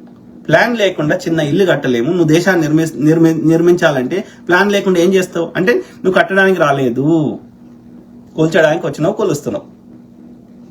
నిన్న ఆడ తెచ్చి కూర్చుని పెట్టింది ఈ మార్వాడి అదానీలు, అంబానీలు. అంటే దేశ సంపదని దోసుకుంటున్నావు. అప్పుడు కాంగ్రెస్ హయాంలో ఏది అదాని 160వ స్థానంలో ఉండే ప్రపంచంలో ధనవంతుడిగా. ఇదే ఇవాళ 2వ ధనవంతుడు అయిండు. ఏం చేసి ఎట్లా అయిండో చెప్పండి. ఆ సీక్రెట్ మాకు కూడా చెప్పండి. జెఫ్ బేజోస్ కి చెప్పండి కదా. అమెజాన్ ఆయన పెట్టి లేకపోతే మైక్రోసాఫ్ట్ బిల్ గేట్స్ కి చెప్పండి ఆ సీక్రెట్ ఏందో. కేవలం దోపిడి, వ్యాపారం చేయలే. ఎంతమందికి ఎంప్లాయ్మెంట్ ఇస్తాడు? ఒక మైక్రోసాఫ్ట్ అయినా, ఒక గూగుల్ అయినా, ఒక అమెజాన్ అయినా లక్షల కోట్ల మందికి ఇస్తుండే ఎంప్లాయ్మెంట్, ఉద్యోగాలు, పని కల్పిస్తుండు. అదాని ఒక 5 మందికి కూడా కనిపిస్తాడు. 17,000 మంది ఎంత ఉన్నారు, మరి వాళ్ళకు లక్షల మంది ఉన్నారు. నువ్వు ప్రపంచంలో 2వ ధనవంతుడి అంటే అర్థం ఏంది? సంపదను నువ్వు డిస్ట్రిబ్యూట్ చేస్తలేవు, దోచుకొని పెట్టుకొని అక్కడ కూర్చున్నావు. మా సంపదను తెచ్చుకోయి నువ్వు వ్యాపారం చేస్తలేవు. అర్థమైందా? సో అది పరిస్థితి. ఈ నరసింహ శర్మ అంటేనే బాపనోడు. ఈ బ్రాహ్మణుడు దోసుకుంటున్నాడు. ఆర్య బ్రాహ్మణుడేమో దోసుకోవడానికి చట్టాలు చేసి వీడు కొంత దోసుకుంటుండు. ఆర్య బనియా పూర్తిగా దోసుకుంటున్నాడు. సో ఆర్య బనియాలు, ఆర్య బ్రాహ్మణులు మనకు పట్టిన శని. ఆర్య బ్రాహ్మణులకు సంకనాకేటోడు ఈ నరసింహ శర్మ. ఈ శర్మనే పూజారి అవుతాడు కానీ ఒక సాకలాయనని, ఒక మంగళాయనని, ఒక మాదిగాయనని మనందరం హిందువులం అంటాడు. ఏ ముస్లిం అయినా ఇమాం కాగలుగుతాడు, ఏ క్రిస్టియన్ అయినా పాస్టర్ కాగలుగుతాడు, కానీ ఏ హిందూ అయినా పూజారి కాలేడు, ఒక్క సనాతన ఆర్యుడు తప్ప. అంటే ఏం చెప్తున్నా, హిందువులు వేరు, హిందూ అనేది గడ్డ పేరు మాత్రమే. భారతీయులు అని ఎట్లా అంటున్నామో, ఇండియన్స్ ఎట్లా అంటున్నామో, ఇండస్ సివిలైజేషన్ లేకపోతే ఇండస్ రివర్ కింద వచ్చిందే ఇండియన్స్. Same thing. సింధువులు, మనం సింధువులం, సింధువులం. ఆ సింధుని పర్షియా వాడికి వాడు అన్ని ఎచ్చుతాడు వలుతాడు కాబట్టి వాడు హిందూ అన్నాడు. ఇప్పటికీ మీరు ఏ ఇస్లాం దేశం పోండి, భారతదేశం అనరు, ఇండియా అనరు, హిందుస్థాన్ అనే పిలుస్తారు. నువ్వు ఆఫ్ఘనిస్తాన్ పో, ఇరాన్ పో, ఇంకో దేశం పో. సో ఇట్స్ నాట్ ఏ మతము, ఈ గడ్డ పేరు. ఎందుకంటే వాడి గడ్డకు రావాలంటే వాని దేశం నుంచి 3 దిక్కుల నీళ్లు ఉన్నాయి కాబట్టి ఒకటే దగ్గర ల్యాండ్ ఉంది కాబట్టి ఆ యొక్క ఇది ఇప్పుడు ఉన్నటువంటి పంజాబ్, ఆ యొక్క గుజరాత్, రాజస్థాన్ ఆ ప్రాంతం నుంచి అటు పైకి పోతే పాకిస్తాన్ వస్తుంది. పాకిస్తాన్ అప్పుడు భారతదేశంలో ఉండే కాబట్టి ఆ పాకిస్తాన్ దాటిపోతే ఆ ఖైబర్ పఖ్తూన్ అనే వ్యాలీ నుంచి ముందుకు పోతే అక్కడ నుంచి ఆ యొక్క ఇరాను అవి వస్తాయి. సో వాడు అక్కడి నుంచి భారతదేశం రావాలంటే ఈ ఇండస్ రివర్ని దాటుకొని రావాలి, ఈ సింధు నదిని దాటుకొని రావాలి. కాబట్టి సింధుస్థాన్ని వాడు హిందుస్థాన్ అన్నాడు. వీడు ఎస్ తోడు వలుకుతాడు, వాడు హెచ్ తోడు వలుకుతాడు. అదే డిఫరెన్స్. ఓకే, సంస్కరించబడిన పర్షియా భాషనే సంస్కృతం. నేను తప్పు చెప్పినా మీకు అనిపిస్తే ఆ యొక్క జొరాస్ట్రియన్స్ కానీ ఆ ఇరాన్కి సంబంధించిన ఓల్డ్ అవెస్త, జొరాస్ట్రియన్లు వాళ్ళు మాట్లాడుకునేది వాళ్ళదంతా అవెస్త. ఓకే, అది పర్షియాలు, ఇప్పటికి పర్షియాలు ఉన్నారు. ఓకే, వాళ్ళు కాకుండా ఓల్డ్ పర్షియా తీయండి, సంస్కృతంలో ఎట్లా ఉన్నాయో ఏమేం పదాలు ఉన్నాయో ఇంచుమించు అట్లే ఉంటాయి, ఆ ప్రొనౌన్సియేషన్ ఎవ్రీథింగ్. ఈ యొక్క మూలవాసులు అగ్గిని మొక్కే కల్చర్ లేదు ఇక్కడ. వాళ్ళు జొరాస్ట్రియన్స్ అగ్గిని మొక్కుతారు, అర్థమైనా? యజ్ఞాలు యాగాలు బలి ఇచ్చే కల్చర్ ఇక్కడ లేదు. ముక్కు మూసుకొని ధ్యానం చేసే కల్చర్ ఉండే తప్ప ఇవి లేవు. ఈ జంతు బాలులు, నరబాలు లేవు, అశ్వమేధాలు లేవు. అశ్వాన్ని అశ్వమే లేదు అసలు భారతదేశంలో. అశ్వమేధ యాగం ఎడికలు వచ్చింది, అర్థమైందా? సో అశ్వాలని అది పుట్టినవి అక్కడ మన చారిత్రక ఆధారాలు కజకిస్తాన్ లో ఉన్నాయి. కజకిస్తాన్ అనేది కూడా అప్పుడు పర్షియాలో భాగంగానే ఉండేది. ఇవాళ ఆ గుర్రాన్ని అత్యంత పవిత్రంగా భావిస్తారు. గుర్రం మాంసాన్ని తినేది కజకిస్తాన్ లో చేస్తారు నేటికి. సో ఓల్డ్ పర్షియా అనేది పెద్దగా ఉండే సామ్రాజ్యం. ఇరాన్తో పాటు ఆ చుట్టుపక్కల దేశాలు చాలా ఉన్నాయి, రష్యా వరకు ఉండే పైదాకా. సో కాబట్టి వీళ్ళు అక్కడి నుంచి పారిపోయి కాదు వచ్చారు. ఎందుకు వచ్చారు మనకు తెలియదని వచ్చారు, సంపద కోసమే వచ్చారేమో. సో ఆ విధంగా నాశనం చేస్తారు. వీడు నరసింహ శర్మ అని పెట్టుకుని హేరా కుక్క అనేది హుక్క అంటున్నాడు. ఎందుకంటే వానికి ఏదైనా వాళ్ళని బ్లాక్ చేస్తారేమో అని వాడి కామెంట్ అని. నువ్వు ఆ నిజాం గాడికి పుట్టినవు ఉన్నావు, అందుకే వాడిని దేవుడు అంటున్నావు. ఎందుకు తప్పేమన్నా చెప్పండి? నిజాం గాడికే పుట్టినా అనుకో, ఎందుకంటే తెలంగాణలో పుట్టినా అంటే అంతే కదా. ఎస్, నిజాంకే పుట్టినా, తప్పేముంది? శర్మ గుట్టలే, నేను సంతోషపడతా. ఆర్యని గుట్టలే, నేను సంతోషపడతా. నిజాంకే పుట్టినా అయితే ఏంది? తప్పేముంది? మా దేవుడే, నేను మొక్కుతా. నేను చదువుకున్న ఉస్మానియా యూనివర్సిటీ విశ్వవిద్యాలయం ఓయూ క్యాంపస్లో నేను బయోమెడికల్ ఇంజనీరింగ్ చదివిన 96 to 2000. ఓకే, నా ఉస్మానియా యూనివర్సిటీ కట్టించిన దేవుడు నాకు ఇవాళ చదువు నేర్పి మీ ముందు మాట్లాడే శక్తిని ఇచ్చిన దేవుడు నాకు. బరాబర్ చెప్పుకుంటా, తప్పులేదురా. మమ్మల్ని మూతికి ముడ్డికి చీపురు కట్టలే మా నిజాం గారు, అర్థమైందా? మాకు వేదము, అది వేదమే చెత్త ఫస్ట్ ఆఫ్ ఆల్. ఆ చెత్తని కూడా మాకు ఎవడన్నా పుస్తకం రాస్తే ఎవడన్నా గుంజుకొని చదువుకుంటాడు శూద్రుడు అని చెప్పి వీని ముక్కులో వాడు చెప్పేటాడు, వీని చెవులో వాడు చెప్పేటాడు. ఎవడన్నా బై మిస్టేక్ తెలుసుకున్నా వీని చెవులలో సీసం పోస్తాడు వింటే, లేకపోతే వాడు ఉచ్చరిస్తే నాలుకలకు వస్తాడు. చిన్న పిల్లలని చూడకుండా వీడు ఆ యొక్క ఉచ్చరిస్తే నాలుకలకు వచ్చాడు. ఇంకా దళితుల పరిస్థితి అయితే అగమ్యకు వచ్చాడు. ఈ వర్ణ సిస్టంలోనే లేరాలు. ఎందుకు లేరు అంటే వాళ్ళని వెలివేసిండు. ఎందుకు వెలివేసిండు అంటే వీడు చెప్పినట్టు వినలేదు వాళ్ళు. వీడి అన్యాయాన్ని ఎదిరించారు. నాటి నుంచి ఎదిరిస్తే వాళ్ళకి వీడేసిన పనిష్మెంట్ ఏంటంటే ఊరి అవతలు ఉండండి, మీరు కూడా బతకాలి కాబట్టి అందుకని అడ్డమైన పనులన్నీ చేయించిండు. రోడ్లు ఊడిపించిండు, సండాసులు గడిపించిండు, అన్ని రథాలు గుంజిపించిండు, అన్ని అడ్డమైన పనులు చేయించాడు, చెప్పులు గుట్టిపించిండు. సో అంటే ఎవరు చేయడానికి సిద్ధంగా లేని పనులన్నీ చేయించాడు. ఎందుకంటే it was part of the punishment. వీడు చెప్తినలేదని. అందుకే వాడి 4 వ్యవస్థలలో ఉండడు, 4 వర్ణాశ్రమాలు ఉండడు. స్టార్టింగ్ లో ఉండే యజ్ఞం చేస్తే ముగ్గురే చేస్తారు. ఇవాళ దళితులు అని వెలివేసిర్రు, మాదిగా అంటున్నారు. మాల కాదు, మాల అనేది అది రక్షణ కోసం వాళ్ళు ఉన్నారు కానీ మాదిగా చెప్తున్నా. సో ఈ మాదిగా అనే వాళ్ళు ఏది యజ్ఞం చేసేటప్పుడు ముగ్గురు కలిసి చేసేటోళ్ళు యజ్ఞం. ఒకడు బ్రాహ్మణుడు, ఋత్విక్కులు అంటే వాడు అదే ఈ సంస్కృతంలో ఈ మంత్రాలు చెప్పేవాడు, అర్థమైందా? దానికి తోడు ఈ రాజు అనేవాడు క్షత్రియుడు. రాజు దానికి కావాల్సిన డబ్బులు అని ఇచ్చేవాడు, స్పాన్సర్ చేసేవాడు యజ్ఞానికి కావాల్సినవి అని. యజ్ఞం చేయించేవాడేమో ఆర్య బ్రాహ్మణుడు. యజ్ఞం చేసేవాడు అంటే మంత్రాలు చెప్పేవాడు. అట్లా యజ్ఞానికి కావాల్సిన ధనము అన్ని ఇచ్చేవాడేమో, ఏది ఏర్పాట్లు చేసేవాడేమో, దానికి కావాల్సిన ఫండింగ్ చేసేవాడేమో ఈ యొక్క క్షత్రియుడు. దీనిలో అయితే ఈ మళ్ళీ మాదిగ వాడు ఎందుకు వచ్చాడు? మాదిగ అనేది శూద్రులలో అంటే ఇప్పుడు బీసీలు అంటున్నాం కదా, శూద్రులలో ఒక కులం, అన్ని కులాలు లెక్క ఒక కులం. రెడ్డి ఇవాళ అది రెడ్డి అనేది రాష్ట్రకూటలు వచ్చినాక రడ్డా అట్లా అయింది, కానీ వాళ్ళు కూడా ఈ శూద్రులలో ఒక భాగం. ఓకే, ఈ కమ్మ కాపు వీళ్ళంతా శూద్రులే. ఈ వర్ణ వ్యవస్థలో వాళ్ళు క్షత్రియులు కాదు. ఓకే, సో ఆ క్రమంలో ఈ మాదిగ వాళ్ళు ఏంటంటే ఈ యజ్ఞం చేసేటప్పుడు ఈ బలి ఇచ్చేవారు కదా, జంతువులు కానీ అశ్వాలు కానీ మనుషులు కానీ ఏవైనా బలి ఇస్తే వాటిని చర్మం తీసేసి వాటిని ముక్కలుగా కట్ చేయాల్సిన బాధ్యత ఎవరిదిరా అంటే ఈ శూద్రుల ఒక కులమైన మాదిగ. అంటే యజ్ఞంకి ముగ్గురు అవసరం. ఒకరేమో యజ్ఞం చేపించడానికి కావాల్సిన ఆర్య బ్రాహ్మణుడు, మంత్రాలు చదివేవాడు.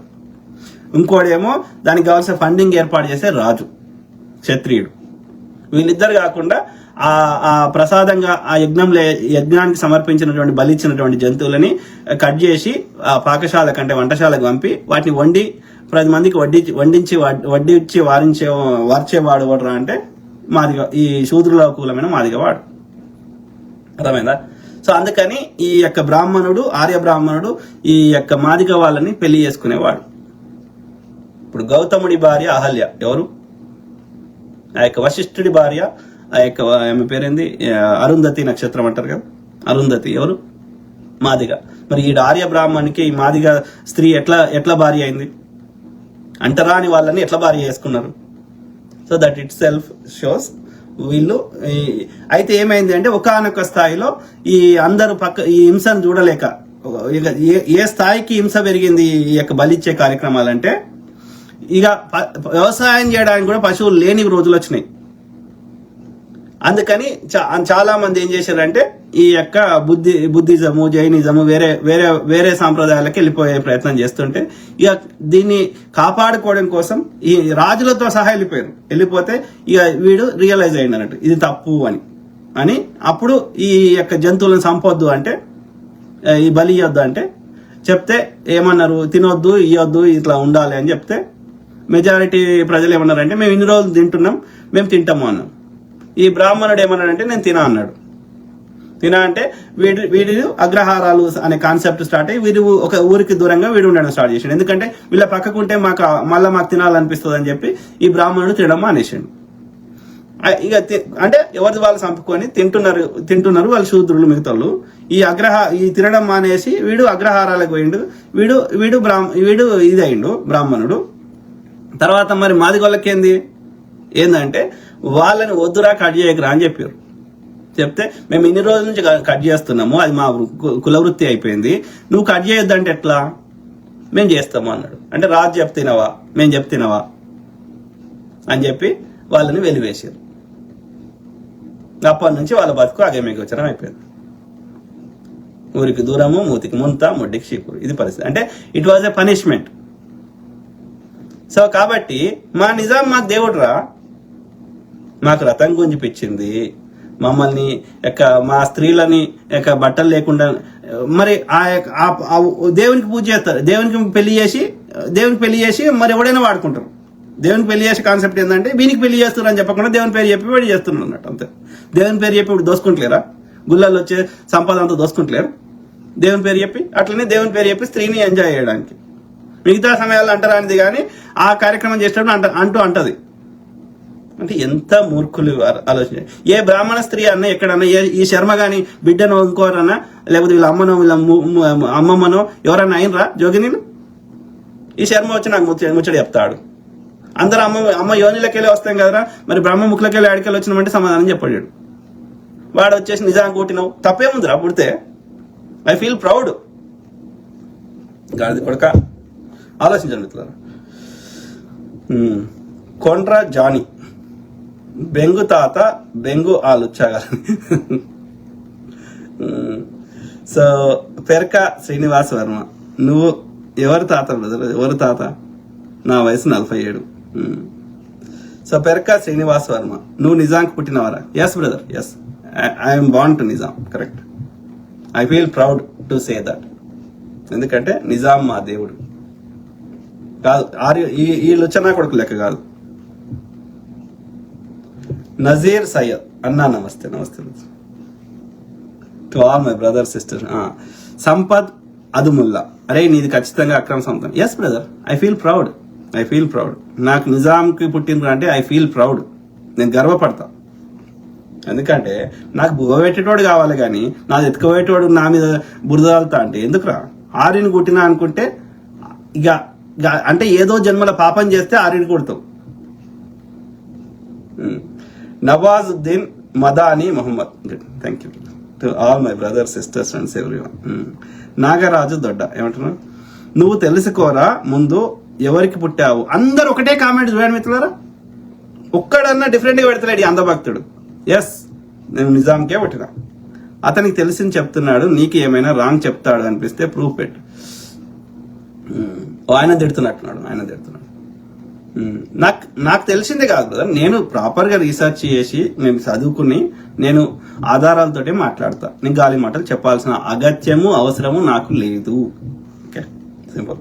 నేనేం రాజకీయ నాయకుని కాదు, నాకు రాజకీయాల వీక్కి నాకు ఏదో 4 ఓట్లు తెచ్చుకొని పీకాలని అట్లా లేదు. కాబట్టి మీ దుర్మార్గులు, మీరు చరిత్రను వక్రీకరిస్తున్నారు మీ స్వార్థం కోసం. కాబట్టి మీ దుర్మార్గాల్ని అరికట్టడానికి నేను ఇండియాలో ఉస్మాన్ యూనివర్సిటీలో అండర్ గ్రాడ్ బయోమెడికల్ ఇంజనీరింగ్ చదివి అమెరికాలో మాస్టర్స్ చేసి 20 ఏళ్ళు, దాదాపు 20 ఏళ్ళు ఒక సాఫ్ట్వేర్ ఇండస్ట్రీలో పనిచేసి, ఓకే, నాకున్న తెలివితేటలు, నాకున్న అనలిటికల్ స్కిల్స్ నేను ప్రజలకు ఏమైనా యూజ్ కావాలన్న ఉద్దేశంలో చెప్తున్నాను.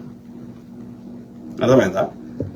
నాకు చెత్త చెప్పాల్సిన అవసరం కానీ అగత్యం కానీ లేనే లేదు. అర్థమైందా? సింపుల్. మీకు కూడా ఎందుకు ఉందో నాకు అర్థమవుతలేదు. ఈ బనియాలు చచ్చిపోరా, ఇవ్వండి వాడు సెల్ఫ్ అనలైజ్ చేసుకోండి. అరే మా తాత లేడు, మా ముత్తాత లేడు, నేను కూడా ఏదో రోజు పీక్తా అన్నప్పుడు ఎందుకు నేను అంతా లైఫ్ ని కాంప్లికేటెడ్ చేసుకొని దోసుకొని ఇట్లా అబద్ధాలు చెప్పి ఇట్లా మోసం చేసి ఎందుకు బతకాలి అనేది ఎవరి వాళ్ళు సెల్ఫ్ అనలైజ్ చేసుకోండి. అరే అంధభక్తుడా, ఆలోచించుకో. మీ తాత ఉన్నాడా అయ్యాలా? మీ ముత్తాత ఉన్నాడా? నువ్వవా? మరి ఎందుకురా? ఎందుకు నువ్వు ఆని కుట్టినవా ఈయన కుట్టినవా? నేను ఎవరిని కుడితే ఏంది? నేను చెప్పిన ముచ్చట తప్ప రైటా? చర్చ దాని మీద ఉండాలి. వై నేను ఎవరిని కొడితే అది ప్రజా సమస్య కాదు కదా, నేను ఎవరికో పుట్టినా అనుకో, అది ప్రజా సమస్యనా? నేను చెప్పిన ముచ్చట తప్ప రైటా? నిజాం అవి కట్టిండా కట్టలేదా? ఉస్మాన్ యూనివర్సిటీ నిజాం కట్టించిండా లేదా? ఉస్మాన్ యూనివర్సిటీ చదువుకుంటున్న వాళ్ళు హిందువులా కాదా? అది చర్చ పెట్టు. నేను ఎవరిని కొడితే నీకేం సంబంధం? ఏం సంబంధం? దానివల్ల ఎవరికి నష్టం జరుగుతలేదు కదా, అది చర్చ కాదు కదా. అంటే నేను చెప్పిన ముచ్చట నీకు ఎక్కడో కాలుతుంది, నీ కింద ఎడన కాలుతుంది. కాబట్టి నీకు దానికి సమాధానం లేదు. కాబట్టి ఆ నిజాన్ని అంగీకరించే నీ జీల దమ్ము లేదు. కాబట్టి నువ్వు ఆని కొట్టినావు, నువ్వు ఈని కొట్టినావు, నువ్వు పాకిస్తాన్ పో, నువ్వు ఇంకో దేశం పో, నువ్వు వేరే దేశం నుండి ఇడికి రా, చెయ్యి. ఆడ అంతమంది ఉన్నారు. తెలంగాణ విషయం పొద్దుగాలైతే మాట్లాడుతుండు, పృథ్వీ మాట్లాడుతుండు. ఏం చేస్తావు చేయరా చూద్దాం. తులసి చంద్ మాట్లాడుతుంది, ఇంకోరు మాట్లాడుతున్నారు, మహువా మీడియామే మాట్లాడుతుంది, కాల్వ సుజాత మాట్లాడుతుంది, ఇంకోరు మాట్లాడుతారు. చేయరా వాళ్ళని ఏం చేస్తావు? ఆడున్నోని ఏం చేయాలంటాడు కానీ ఈడున్నోని చెప్తాడంట. ఆడున్నా ఈడున్నా గుద్దని దాతలు పట్టుకొని బతకాలని. అర్థమైందా? పెంట వచ్చేదాగి బతకాలి మీ బతుకులకి. మీరు మనుషులు. అది వద్దనే పారవద్దు. అది పాలు పారవస్తలేదు, రక్తం పారవస్తలేదు. అది ఉచ్చ గట్టి కాకుండా చచ్చిపోతుంది కాబట్టి పారవస్తుంది. అపెండిక్స్ వల్ల చచ్చిపోతాం కాబట్టి ఆ యొక్క మల పదార్థము రక్తంలో కలవద్దు. కాబట్టి ఆడవాడికన్నా కలిస్తే ఇమ్మీడియట్ గా హాస్పిటల్ తీసుకోతారు. ఆవు పెండ ఆవు రక్తంలో కలిస్తే ఆవు చచ్చిపోతుంది. దాన్ని తాగు, పూసుకో, రాసుకొని లంచ కొడుకు మీరేం చెప్తారా? బర్రె ఆవు రెండు ఒకటే తీరు ఉంటాయి. దానికి 4 కాళ్ళు ఉంటాయి, దీనికి 4 కాళ్ళు ఉంటాయి. అది పాలిస్తుంది, ఇది పాలిస్తుంది. దాని పాలు తెల్లగా ఉంటాయి, దీని పాలు తెల్లగా ఉంటాయి. దాని రక్తం ఎర్రగా ఉంటుంది, దీని రక్తం ఎర్రగా ఉంటుంది. అది ఉచ్చ వస్తుంది, ఇది ఉచ్చ వస్తుంది. అది పెండేస్తుంది, ఇది పెండేస్తుంది. ఇదేమో దేవత అంట, అదేమో రాక్షస అంట. దాన్ని చంపుకొని ఇలా ఈ విదేశాలకి ఎగుమతి చేస్తున్నారు. ఇలా ఇండియా ప్రపంచంలోనే 2వ బీఫ్ ఎక్స్పోర్ట్ దేశం. లంచ కొడుక ఇది తెల్లగా ఉంటేనేమో దేవత ఎట్లాయే, అది నల్లగా ఉంటేనేమో రాక్షస ఎట్లాయే. ఇంకా అదే ఫ్యాట్ కంటెంట్ ఎక్కువ ఉంటుంది, అవే పాలు శ్రేష్ట టేస్ట్ బాగుంటాయి, అదే నెయ్యి ఇంకా టేస్ట్ ఉంటుంది ఈ ఆవు దానికంటే. ఇది ఎట్లా శ్రేష్టమాయే, అది ఎట్లా గలీజాయరా? దాన్ని ఎట్లా చంపబడుతుంది? నల్లగుందని. ఇది తెల్లగుందని ఎట్లా దేవత లెక్క మొక్క పడుతుంది లంచ కొడుక? ఇట్లా నేను అడిగితే నీ దేశద్రోహిని, నువ్వు హిందువు కాదు, నువ్వు ఆనికి పుట్టినావు, నువ్వు ఈని పుట్టినావు, నువ్వు అర్బన్ నక్సలైట్వి, దొంగ నా కొడుక. పోని బతకడానికి నీకు బతుకు తెరువు లెక్క వచ్చిన బాడకవి నువ్వు మాకేం చెప్తావురా? ఈ హల్దీరామ్ ఆడ పెట్టుకో, ఈ డాడూస్ ఆడ పెట్టుకో, ఈ మార్వాడి షాప్ ఆడ పెట్టుకో. ఈడికెందుకు వచ్చినావు బే? ఆడ పెట్టుకోరాదు? నీకు వ్యాపారం ఏడైనా చేయొచ్చు కదా, ఈడికెందుకు వచ్చినావు బే? పో ఆంధ్రాలో పెట్టుకోపోరి. నీ రామోజీ ఫిల్మ్స్ ఈడెందుకు వచ్చినావు బే? పెట్టుకోపో. బోసిడికే నీ చందన బ్రదర్స్ ఆడ పెట్టుకోపో. గతి లేక వచ్చినావు బాడకవి మాకేం చెప్తావురా? షీరుతాం బిడ్డ. అర్థమైందా? తెలంగాణ అంటారు కదా, ఉప్పు కారం వేస్తారు అంటారు కదా, అట్లా వేస్తాం. బాడకావు బతకడానికి వచ్చినాడు మాకు చెప్తావురా? అన్యాయాన్ని తీసుకోం, మీ అబ్యూజ్ తీసుకోం. మీరు అందుకే మీరు కల్మషం ఉంటది, మీకు దోస్తులు ఉండలేరు. అర్థమైందా? మీ వెనకాల మీరు గోతులు తవ్వుకుంటారు. మా తెలంగాణ అట్లా కాదు, ఉన్నంతసేపు మంచుకుంటాం. నువ్వు ఎప్పుడైతే దొంగనా కొడుకు అని తెలిస్తే ఊరుకోం. అర్థమైందా? మీరు అట్లా కాదు. ముందట నాన్నగారండి అని దీర్ఘాలు తీసి మాట్లాడతారు. నాన్నగారిని గారండి అంటే నాన్నని దూరం చేస్తున్నట్టు కదరా. ఆ తెలంగాణ బాబు ఏందే బాబు అంటాం, ఏందే చెల్లె అంటాం. ఆ ప్రేమాప్యాతలు ఎడదొచ్చినాయి. ఎవడన్నా చుట్టపోని దూరపోని గౌరవంగా పిలుస్తారు కానీ ఇంట్లో వాళ్ళని కూడా అట్లా వెళ్తారా? పెళ్ళంగారండి, భర్త గారండి, రాజుగారండి, గట్టిగా ఇది చేశారండి. ఇదా ముందట తీజీగా మాట్లాడి వెనక గూటం పెడతారా? మేము పెట్టాం అట్లా. మేము ముందట అట్లే ఉంటాము, వెనకట అట్లే ఉంటాం. ఇలా మీరు బతకడానికి వచ్చి ఇలా మీ ఒక్క ఛానల్ అన్నా తెలంగాణ యాస లేకుండా మాట్లాడుతున్నారా? ఆంధ్రోడు తెలంగాణ యాస మాట్లాడితే ఎట్లా పాడవుతుంది? ఇప్పుడు మాధవి లత మాట్లాడుతుంది, ఎట్లా పాడవుతుంది? ఏం సిగ్గుచరం ఉండాలి.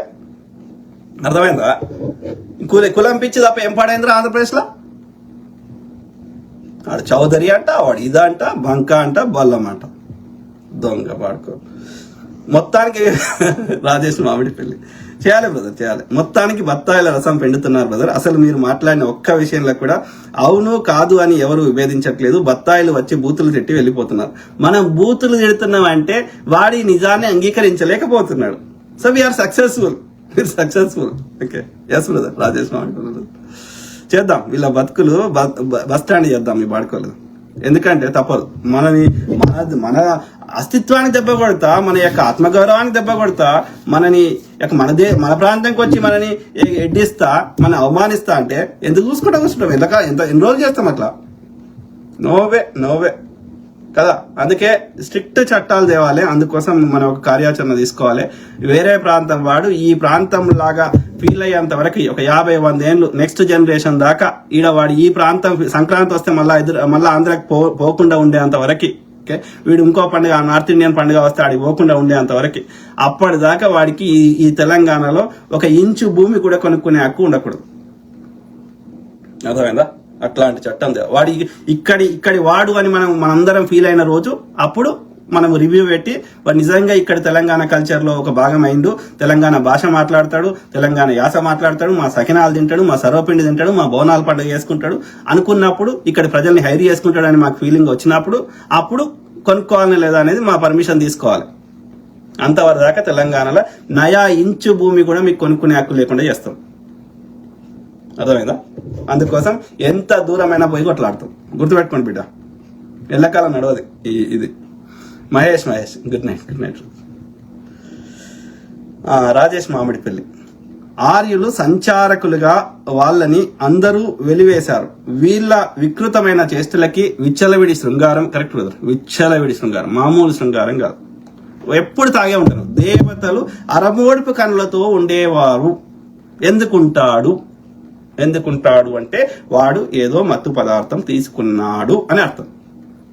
వాళ్ళు రాసిన ఆ యొక్క వేదాలలో ఏవైతే చెప్తుర్రో అలానే ఉంది ఇదంతా. దస్యులు అంటే ఇక్కడి మూలవాసులు, దాసులు అని చెప్తున్నాడు.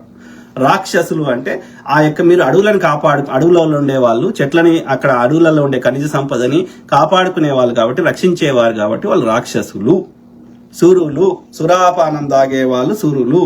సురాపానం తాగొద్దు అని ఈ యొక్క అసురుల దేవుడైనటువంటి శుక్రాచార్యుడు చెప్తే వీళ్ళు తాగలేదు కాబట్టి వీళ్ళు అసురులు.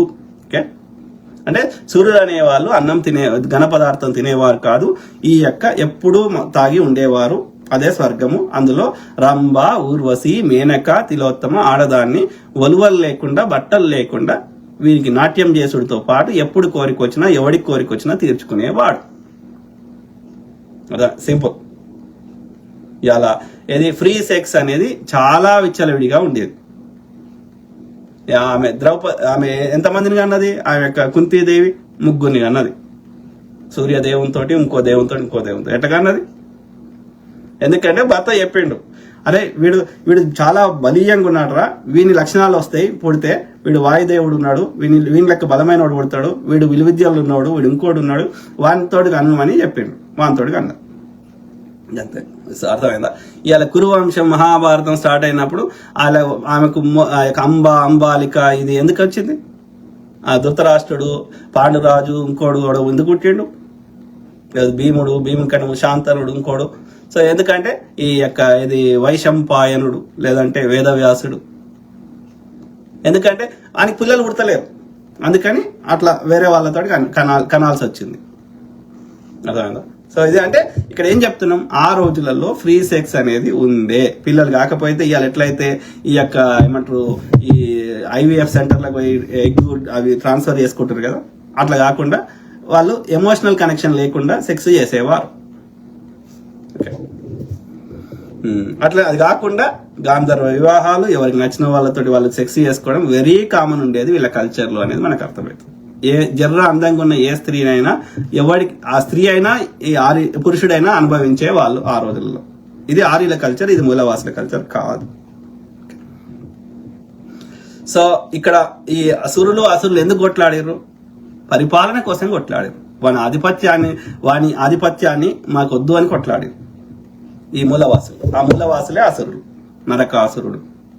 లేకపోతే ఈయనైతే ఇంకా ఆయనైతే వీళ్ళు చెప్పిన టర్మ్స్ అండ్ కండిషన్స్ ప్రకారం కూడా చాలా మంచివాడు. బలి చక్రవర్తి కేరళ ప్రాంతాన్ని పరిపాలించేవాడు. అతన్ని ఈ పొట్టివాడు వచ్చినటువంటి వామనుడు అనే మూర్ఖుడు పాతాళంలో దక్కిండు. పాతాళం అంటే వాని భాషలో సౌత్ ఇండియా అని అర్థం. అంటే వీడిగా యూపీ యొక్క ఉత్తరాఖండ్ ఈ ప్రాంతాలను దేవభూమి అని పిలుస్తున్న ఉండే దేవభూమి అంటే ఉత్తరాఖండ్ ఆ హిమాలయ ప్రాంతాలు. సో అక్కడ నివసించేవాడు ఆ చలి ప్రాంతాల్లో. ఈ వానికి భూమి ఏదంటే ఉత్తరప్రదేశ్, గా ప్రాంతాన్ని పరిపాలించేవాడు. ఈ కింద ఉండేదంటే దండకారణ్యం, పాతాళం. కేరళ ఈ ప్రాంతం అయితే పాతాళం దొక్కిండు అంటే కేరళ ప్రాంతానికి పోరా అని చెప్పిండు అన్నట్టు. ఆడ పరిపాలించుకోపోరా అని చెప్పిండు, మా ఉత్తరప్రదేశ్లో వద్దురా అని చెప్పిండు అంతే. సో శృంగారము, రక్తం తాగడం ఇలాంటి వేషాలకి కాబట్టి వాళ్ళు భారతదేశంలో వచ్చి ఉన్నారు. ఇక్కడ వాళ్ళు ఉండనివ్వలేదు బ్రదర్. ఇక్కడ కొట్లాడిరు కానీ వాళ్ళకున్న ఈ యొక్క విలువిద్య, ఈ యుద్ధ నైపుణ్యాలతోటి వీళ్ళకి సామర్థ్యం, కొట్లాడే శక్తి వాళ్ళంతా లేకపోవడం వల్ల ఇక మనం ఏం చేయలేక బానిసలుగా వారు చెప్పినట్టు వినలేదు కూడా. ఎల్లకాలం యుద్ధాలు జరుగుతూనే ఉన్నాయి. ఇప్పుడు ఇవన్నీ రామాయణ, ఇప్పుడు పురాణాలు ఇవన్నీ ఏంది? సూర్యులకి అసురుల మధ్యలో యుద్ధం ఏంది? మూలవాసులకి ఈ యొక్క ఆర్యులకి మధ్యలో జరిగిన యుద్ధమే అది.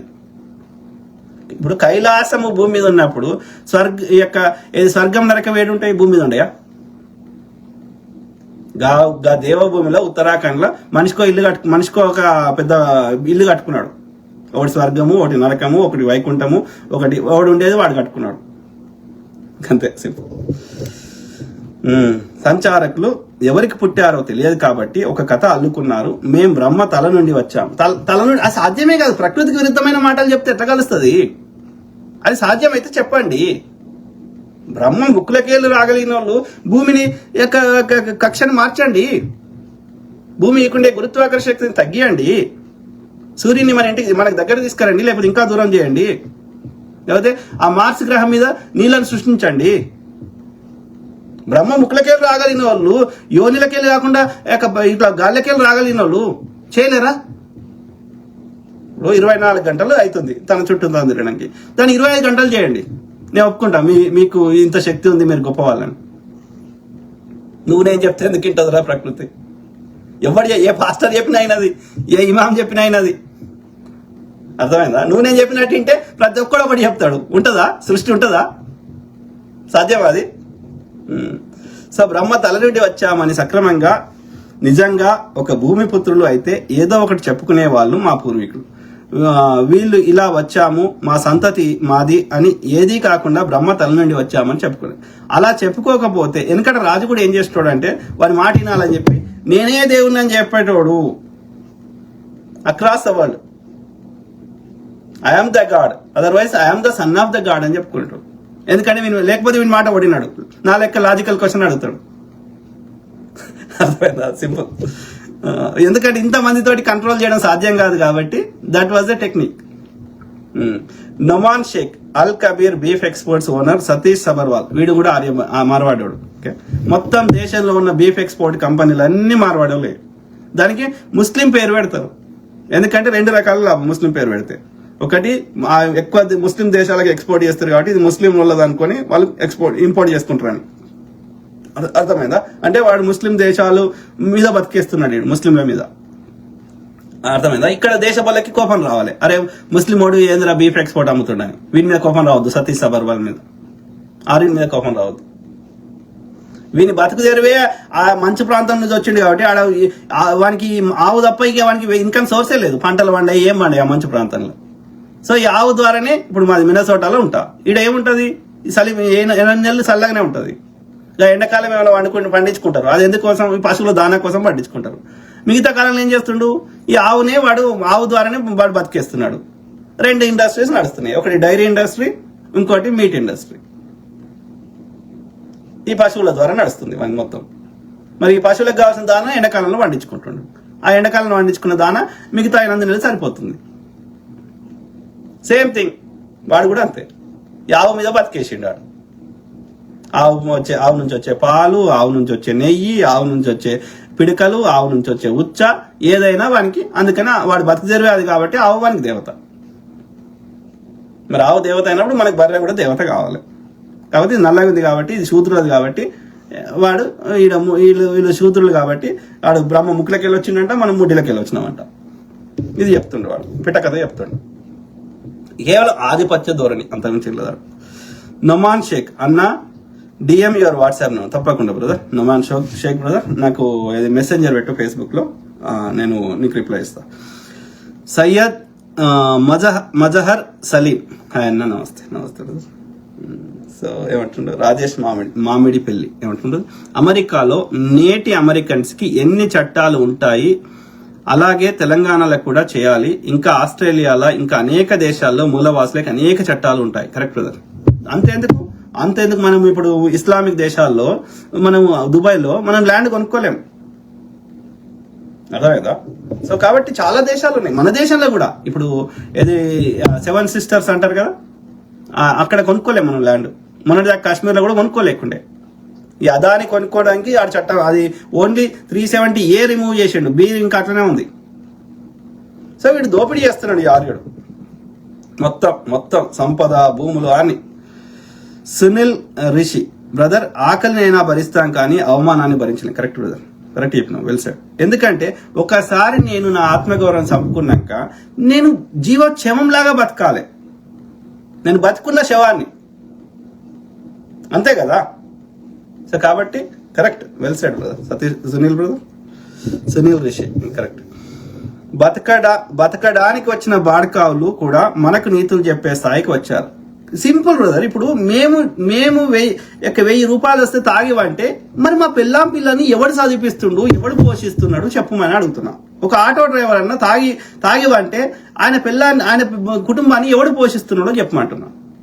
ఒక వ్యాపారి లేకపోతే పొద్దుగాల, ఇప్పుడు ఏది ఊర్లలో అయితే 4 గంటలకి లేకపోతే కొన్నిసార్లు రాత్రిపూట అక్కడ బాయిల కాడే పడుకొని ఆ పాములు జర్రీలు వస్తాయని తెలిసి కూడా ఏది ఆనే పడుకొని కరెంట్ ఎప్పుడు వస్తుందో ఎప్పుడు పోతుందని ఆ యొక్క మోటార్ ఆన్ చేసి, ఎప్పుడు కరెంట్ వస్తే అప్పుడు ఆన్ చేసి తన పంట పొలానికి నీళ్లు అందించుకునే ప్రయత్నం చేసే రైతు ఈ 7 తాగి వనరు అయ్యా.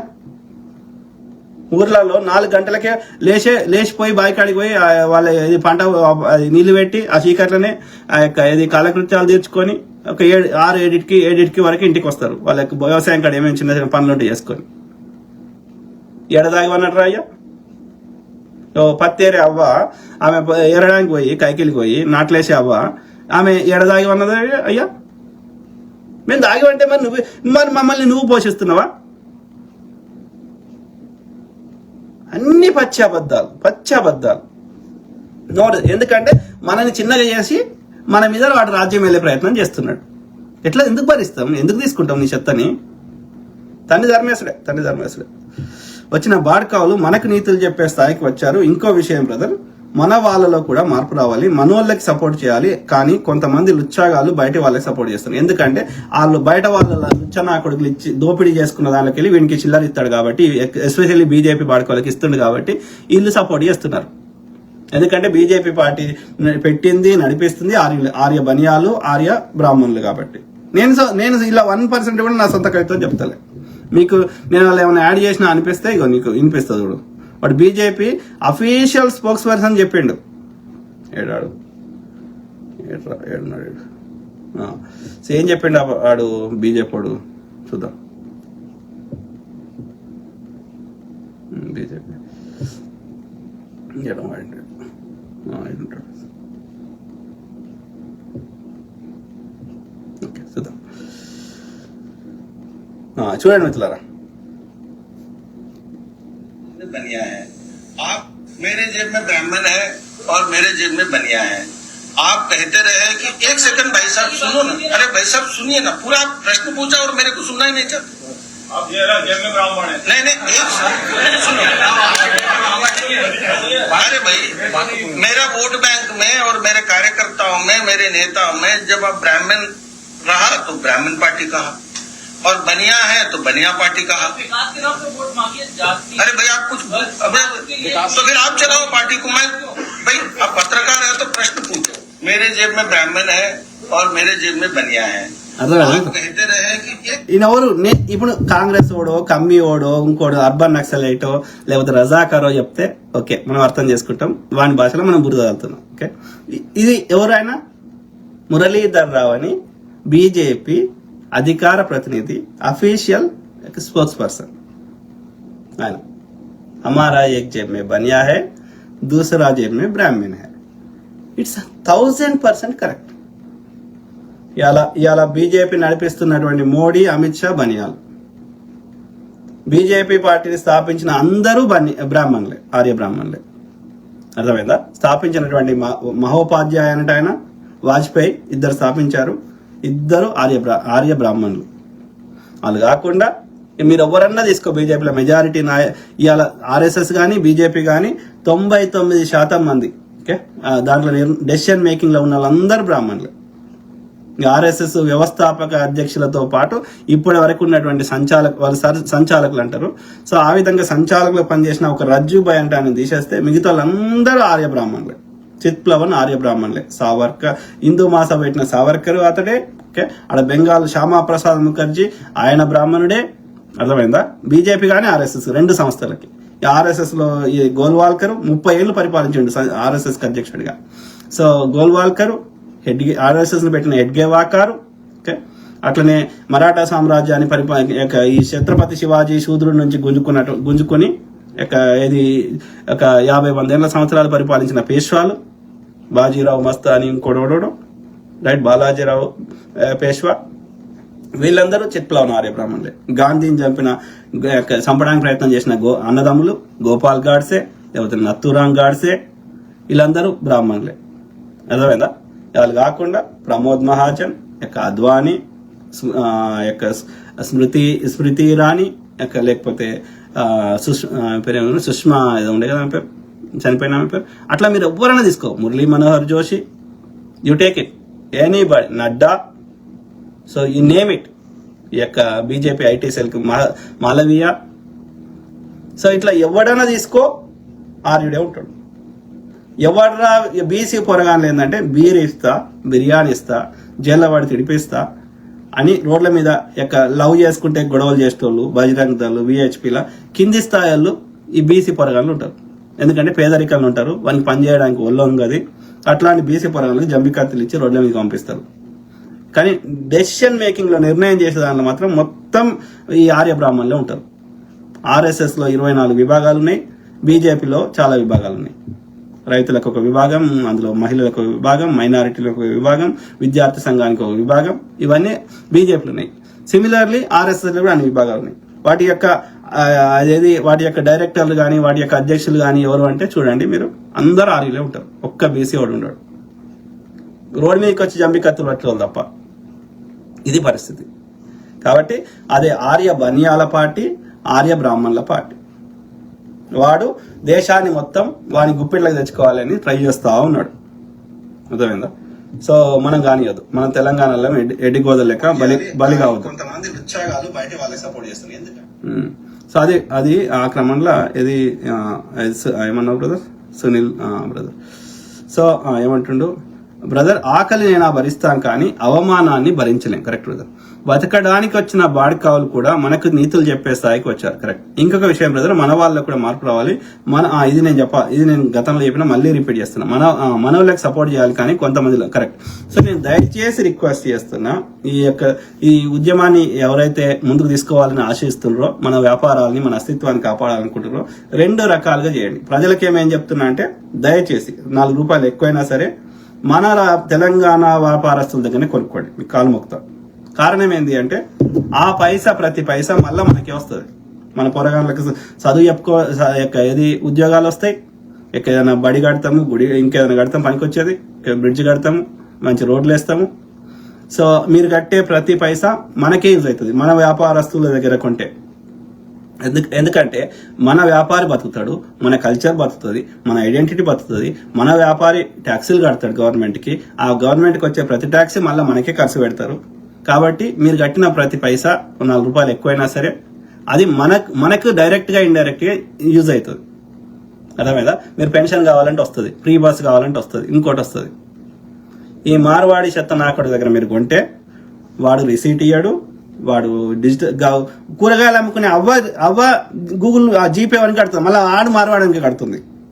ఏది ఆ జీపే సర్వీస్ వాడుకున్నందుకు. అవ్వ అఫోర్డ్ చేయలేని ఆమె, రోజు కూలీ లెక్క పనిచేసే అవ్వ, ఆమె రోడ్డు మీద అమ్ముకునే అవ్వ కడుతుంది ఏది వానికి జీపే వానికి మార్వాడానికి ఏది సర్వీస్ ఫీజు. కానీ వీడు మాత్రం ఈ గూగుల్ చాట్లు పెద్ద బడా వ్యాపారాలు చేసేవాడు మాత్రం వాడు క్యాష్ ట్రాన్సాక్షన్ చేస్తాడు. ఎందుకు చేస్తున్నాడు? చాలా లాభం క్యాష్ ట్రాన్సాక్షన్ వల్ల. 1 రూపాయి ట్యాక్స్ కట్టాడు. ఇదంతా డబ్బులు తీసుకొని వాడిని గోదావరిలో దాచిపెట్టుకొని మొత్తం ఈ అప్పులు ఇస్తాడు. అప్పులు ఇచ్చేసి ఒక వడ్డీ ఎంత వసూలు చేస్తాడు? మన సాహుకారు దగ్గర రూపాయి వసూలు చేస్తే వీడు 4 రూపాయలు వసూలు చేస్తాడు. మళ్ళా నీవు ఉట్టికి ఏడాడు, నీ భూమో నీది ఏదైనా బంగారం ఏదైనా మొత్తం రాయించుకుంటాడు. అంటే నిన్ను సంఖ నాకిస్తాడు. మన వైశ్యుడు నిన్ను అట్లా ఉద్దరికి కూడా ఇస్తాడు.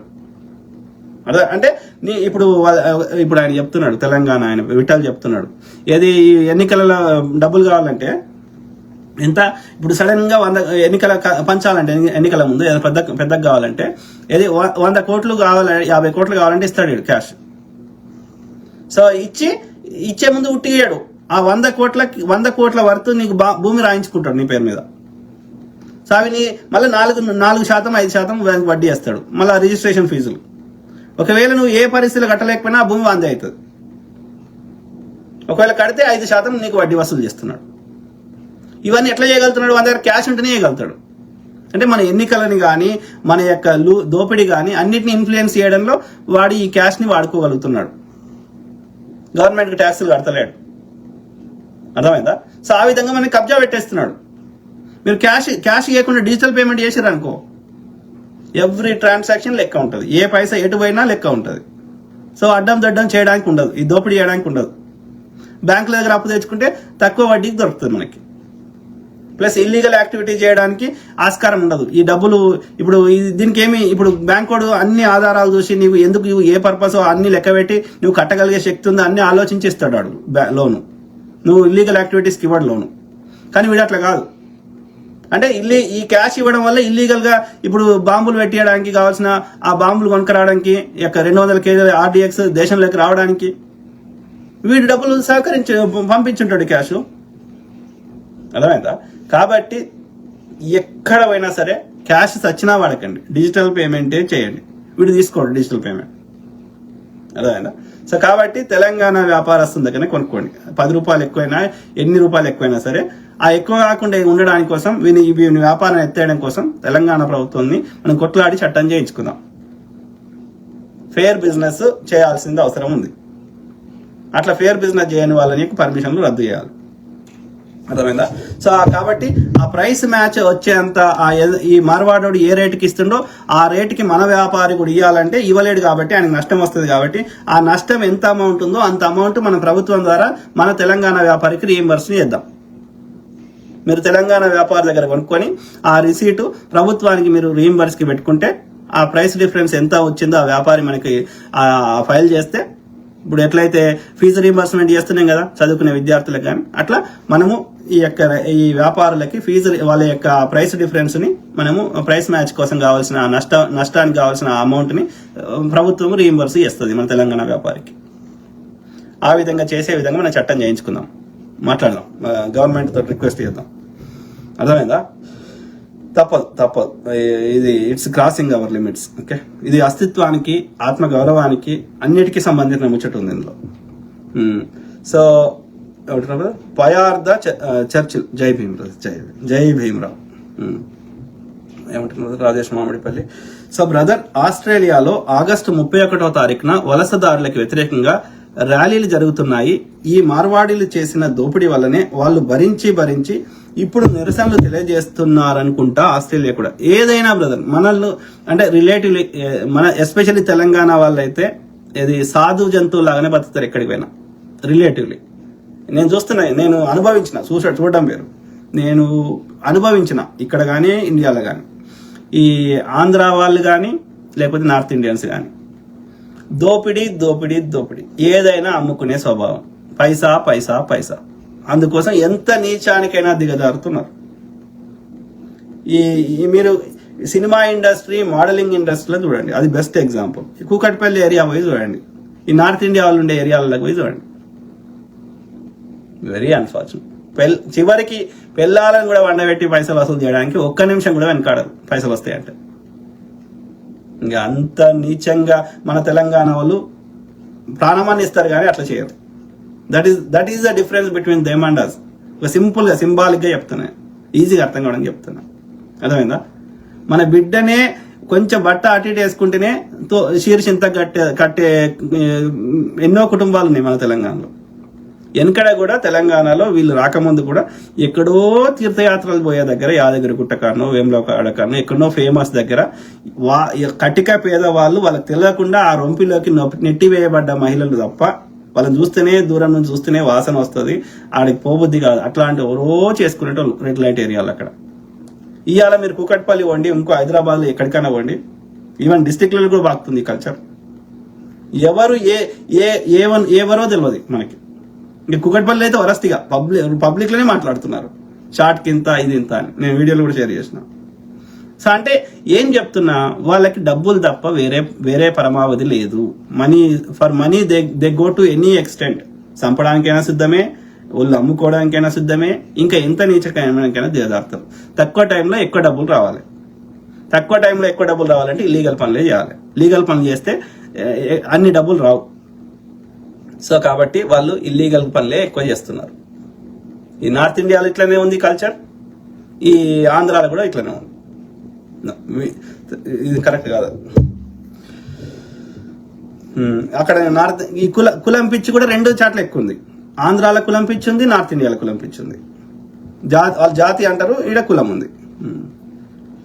సో మన Telangana is different, complete different vibe. Rajesh Mamidipalli ఏమంటున్నారు, బీసీ, ఎస్సీ, ఎస్టీ తిరగాళ్ళు ఎంత ఎడ్డినా కొడుకులు అంటే ఇల్లు వాడా తిరిగి గణేష్ చందా వసూలు చేస్తారు, ఊరేగింపులు చేస్తారు. ఒక్క బ్రాహ్మణ పిల్లవాడు కూడా చందా అడగడానికి రాడు. Correct brother. ఊరేగింపులు వీళ్ళు మీరు చెప్పండి, ఒక బతుకమ్మ పండుగ ఆడతారా వీళ్ళు? ఒక బోనాలు పండుగ సెలబ్రేట్ చేసుకుంటారా? ఒక ఎల్లమ్మ గుడికి పోతారా? కానీ వాడి జై శ్రీరాములు, వాడి జై ఇది వినాయకులు, ఇది రుద్దుతారు మన మీద. ఆలోచించుకోవాలి. మన ఎందుకు చేస్తలేరు? ఎల్లమ్మని ఎందుకు చేస్తలేరు?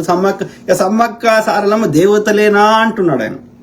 ఎందుకు చేస్తున్నారు? ఎందుకంటే మనం మొక్కే ఎల్లమ్మ, పోషమ్మ, మైసమ్మ, ఈ పోలేరమ్మ, సమ్మక్క, సారలమ్మ వీళ్ళు శూద్రులు, మన లోపల ఒక్కరు.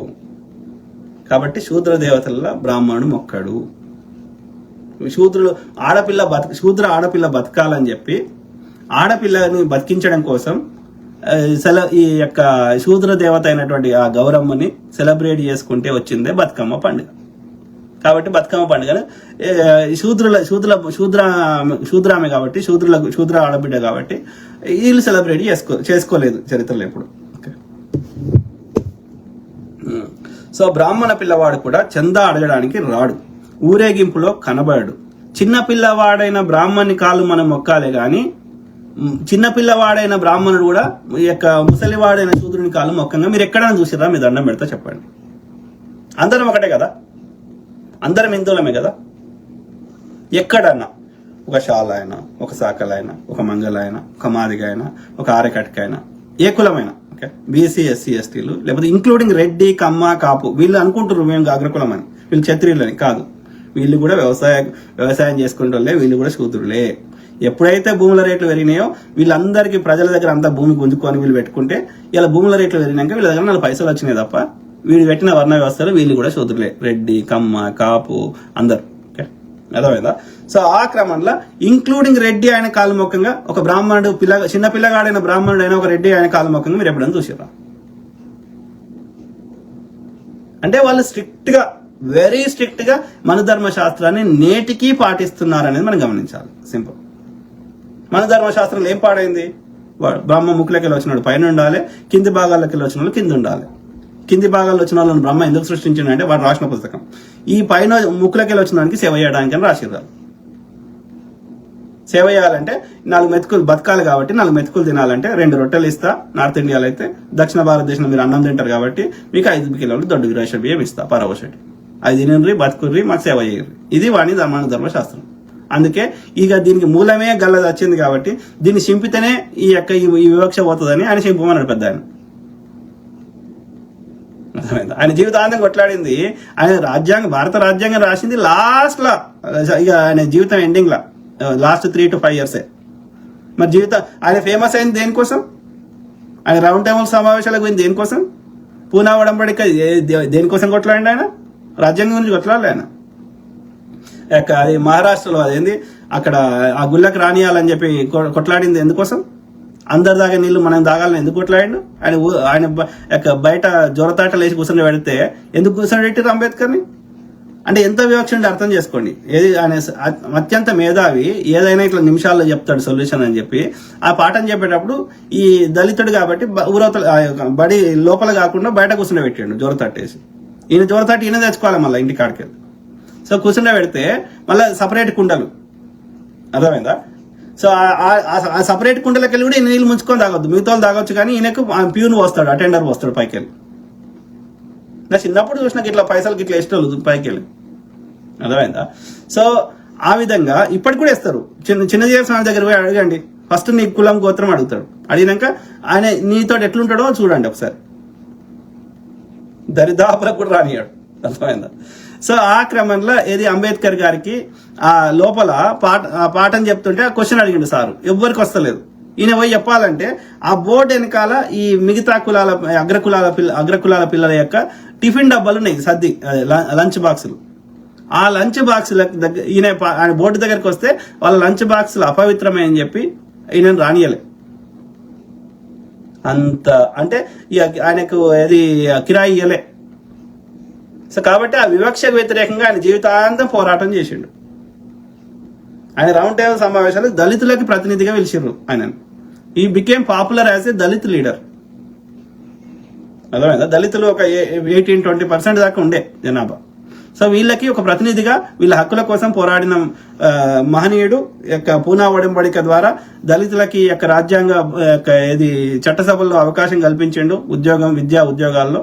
సో ఆ విధంగా ఆయన దళితుల లీడర్గానే ఆయన మెజారిటీ లైఫ్ గడిపిండు. కాలారాం టెంపుల్లోకి రానియాలి దళితులు అని చెప్పి, అర్థమైందా? సో ఆయన పుణ్యం వల్లనే ఇవాళ దళితులు ఇవాళ రిజర్వేషన్ ఫలితాలు కానీ ఈ వివక్ష తగ్గడం కానీ ఇవన్నీ జరిగినాయి. ఆ తర్వాత కాంగ్రెస్ SC ST అట్రా చట్టం తేవడము, ఈ పక్కా ఇల్లు కట్టించడము, ఇవన్నీ కాంగ్రెస్ చేసింది తర్వాత. ఓకే, సో ఆయన అంబేద్కర్ గారు రాజ్యాంగం రాసింది అనేది ఆయన జీవితం మొత్తాన్ని మనము స్టడీ చేస్తే ఒక 5 to 10% ఇది ఒక 5 to 10%. మిగిలిన 80-90% ఆయన ఈ యొక్క వివక్ష దళితులకు అభ్యున్నతి కోసం వివక్ష పోవడానికి ఈ మనువాదకు వ్యతిరేకంగా పోరాటం చేసిండు. అందుకే ఆయన మనుధర్మ శాస్త్రాన్ని కాలబెట్టమని చెప్పిండు, ఉట్టిగానే చెప్పలే. సో అట్లా ఎందరో మహనీయులు కష్టపడ్డారు. ఇంకా ఇంకో కేసు ఈ కందుకూరి వీరేశలింగం పంతులు, ఈ రాజా రామ్మోహన్ రాయ్, వీళ్ళు ఏంటంటే వీళ్ళు బ్రాహ్మణులే. కానీ ఈ బ్రాహ్మణుడు పెట్టిన వివక్షను లేకపోయారు. రాజా రామ్మోహన్ రాయ్ గారి కేసులో అయితే సతీసాగం అనే దురాచారాన్ని పెడితే వాళ్ళ అన్న చచ్చిపోతే మళ్ళీ ఆయనకు వదిన అంటే చాలా ప్రేమ రాజా రామ్మోహన్ రాయ్ గారికి బెంగాల్లో. సో అలా వదిన కూడా తీసుకెళ్ళి కాలబెట్టారు. మంచి హెల్తీగా ఉన్న మంచి యంగ్ అమ్మాయిని అది తట్టుకోలేకపోయాడు. వదిన అంటే అంత ప్రేమ తట్టుకోలేక ఆ బ్రిటిష్ గవర్నమెంట్ తోటి బతిలాడుకొని అది చట్టం చేయించిండు, సతీసాగమన చట్టం. అంటే నేను ఏమంటున్నా, ఒక బీసీ ఎస్సీ ఎస్టీలే కాదు, తోటి బ్రాహ్మణులు కూడా చాలా ఇబ్బందులు పడ్డారు ఈ దుర్మార్గుల వల్ల అనేది మనం గమనించాలి. ఓకే, కాబట్టి నేను ఏదన్నా బ్రాహ్మణ కులం ప్రస్తావన వచ్చినప్పుడు బ్రాహ్మణులో ఉన్న మంచి వాళ్ళు కందుకూరి వీరేశలింగం పంతులు గారు, రాజా రామ్మోహన్ రాయ్ గారు, ఒక శ్రీగంధం శ్రీనివాసరావు గారు, వాళ్ళని అంటలేం మనం. ప్రతి కులంలో మంచి చెడు ఉంటారు. సో మెజారిటీ దుర్మార్గులు ఉన్నారు కాబట్టి ఈ చాగంటిలు, ఈ కుల వివక్షను పెంచి పోషించేటోళ్ళు, ఈ గరికపాటిలు, లేకపోతే ఈ చిన్నజీయర్లు, ఈ యొక్క మన పార్లమెంట్కి ఓపెనింగ్ వచ్చిన ఈ మఠాధిపతులు, పీఠాధిపతులు, ఇట్లాంటి చెత్తముండ కొట్టుకొని తిడుతున్నాం. ఒక శ్రీ గారిని తిడతలేము, ఒక కందుకూరి వీరేశలింగం పంతులు గారిని తిడతలేము, ఒక ఇది రాజా రామ్మోహన్ రాయ్ గారిని తిడతలేము. అర్థమైందా? సో అది గమనించాల్సింది. ఓకే, సో నా కొడుకులుంటే ఇల్లు వాడా తిరిగి గణేష్ చందాలు వసూలు చేస్తారు. ఎవరు? బీసీ ఎస్సీ ఎస్టీలు. ఊరేగింపులు చేస్తారు. ఒక్క బ్రాహ్మణ పిల్లవాడు కూడా చందా అడగడానికి రాడు. కరెక్ట్. ఊరేగింపులో కనబడాడు. వీళ్ళు పోగు చేసిన పైసలు పూజ చేసి డబ్బులు తీసుకొని వెళ్ళిపోతాడు. కరెక్ట్. చాలా పెద్ద ముచ్చట చెప్పినావు కదా. వీడు చంద చేసుకొని వీడి ఇంటింటికాడ వసూలు చేసిన పైసలు వాడు పూజ చేసి ఎత్తుకుపోతాడు. వీడి కష్టాన్ని వాడు ఎత్తుకుపోతున్నాడు. కరెక్టే కదా? రియల్. ఇప్పుడు దేవుని పేరు మీద చందా వసూలు చేస్తాడు, అది హుండీలు వేస్తాం, దేవుడు తింటాడా? ఈ బ్రాహ్మణుడే ఎత్తుకుపోతున్నాడు. కరెక్ట్. ఇలా నాగబంధనాలు వేసి అలా దాచిపెట్టిరు బంగారం సంపద. రాజును కూడా పరిపాలన చేయనీయలే. దేశంలో ఉన్న సంపదను తీసుకెళ్ళి గుళ్ళే దాచిపెట్టుకున్నాడు. దుర్మార్గుడు. యుద్ధము రాజు చేయాలి, సస్తే వాడు చావాలి. వ్యాపారం వైశ్యుడు చేయాలి, సస్తే వాడు చావాలి, వాడు నష్టపోవాలి. ఇక మొద్దు పని అంతా మనం చేయాలి. మరి వీడేం చేస్తారా? వీళ్ళందరితో పని చేయించుకొని సుఖాలను అనుభవిస్తారు. అర్థమైందా? దుర్మార్గుడు, మామూలు దుర్మార్గుడు కాదు. ఊరేగింపులో కనబడు. వీళ్ళు పోగు చేసిన పైసలు చేసుకొని పూజ చేసి డబ్బులు తీసుకొని వెళ్ళిపోతాడు. కరెక్ట్. మన వాళ్ళకి ఇంకా తెలివి రావట్లేదు కాబట్టి అందుకే అంటున్నా నేను, ఈ సువర్ణ అక్షరాలతోటి లేకపోతే ఆ యొక్క శిలా ఫలకాల మీద శాశ్వతంగా ఉండిపోయేటట్టు రాసుకోండి. హిందువులు వేరు. హిందువులు అంటే ఈ హిందుస్థాన్ మీద, సింధుస్థాన్ మీద ఈ యొక్క ఉండేటువంటి మూలవాసులు, ఇండిజినస్ పీపుల్. ఓకే, ఈ హిందువులు వేరు. ఈ సనాతనము ఈజ్ నథింగ్ బట్ ఆర్యులు వేరు. ఇది రాసి పెట్టుకోండి. ఆర్యులు మన హిందువులు కాదు. ఇది గుర్తుపెట్టుకుంటే అన్ని సెటరేట్ అవుతాయి. సనాతనము లేదా ఆర్యులు వేరు, హిందువులు మూలవాసులైన శూద్రులు లేదా హిందువులు వేరు. ఆర్యులు శూద్రులు. ఓకే, నథింగ్ బట్ సనాతనము హిందువులు. హిందువులన్నా శూద్రులన్నా ఒకటే. ఇది గుర్తుపెట్టుకోండి. మనందరం హిందువులం మనం. కానీ ఈ సనాతనం ఆర్యుడు వాడు హిందువు కాదు, వాడు ఆర్యుడు. ఆర్యుడు అంటేనే వాని ఇరాన్ పేరేంది? ఇరాన్ ఎందుకు వచ్చింది? ఇరాన్ అంటే అది ఏం కాదు, ఆర్యన్నే ఇరాన్. మీరు దాన్ని చదవండి. ఇరాన్ ఆర్యన్నే వాడు ఇరాన్ అన్నాడు. అర్థమైందా? సో ఆర్యన్ అంటే గొప్పవాడు అని అర్థం. మనం చిన్నప్పుడు లెటర్ రాసిన ఆర్యా అని రాష్ట్రం కదా, అయ్యా లేదా ఆర్యా అని. సో ఆర్యుడు అంటే గొప్పవాడు అని అర్థం. అట్లా కాబట్టి హిందువులకు నేను చెప్పేది ఏంటంటే, బ్రాహ్మణులు చందా అడగడానికి రాకపోతే ఎవరు కూడా గణేష్ చందా రాయకండి. గణేష్ చందా రాసే బదులు ఎల్లమ్మ చందా రాయండి, బోనాల చందా రాయండి. ఎందుకంటే అది ఏమన్నా శూద్రునికి పోతాయి. ఓకే, ఈ బ్రాహ్మణుడు ఎందుకు ఎత్తుకోవాలి? ఆర్యుడు ఎందుకు ఎత్తుకోవాలి? Noman Sheikh all black markets are Marwaris but still yielding Bal Thackeray. Correct brother, Numan Sheikh brother, well said. So అదే మిత్రులారా, ఐ కీప్ టాకింగ్, మాట్లాడుతూనే ఉంటా. ప్రతి అంశం మీద అవగాహన చేస్తా, అట్లనే మీ తరఫున వాయిస్ ఇస్తా. ఓకే, అందరూ బాగుండాలి, అందులో మనం ఉండాలి. Okay, God bless all, take care and have good night.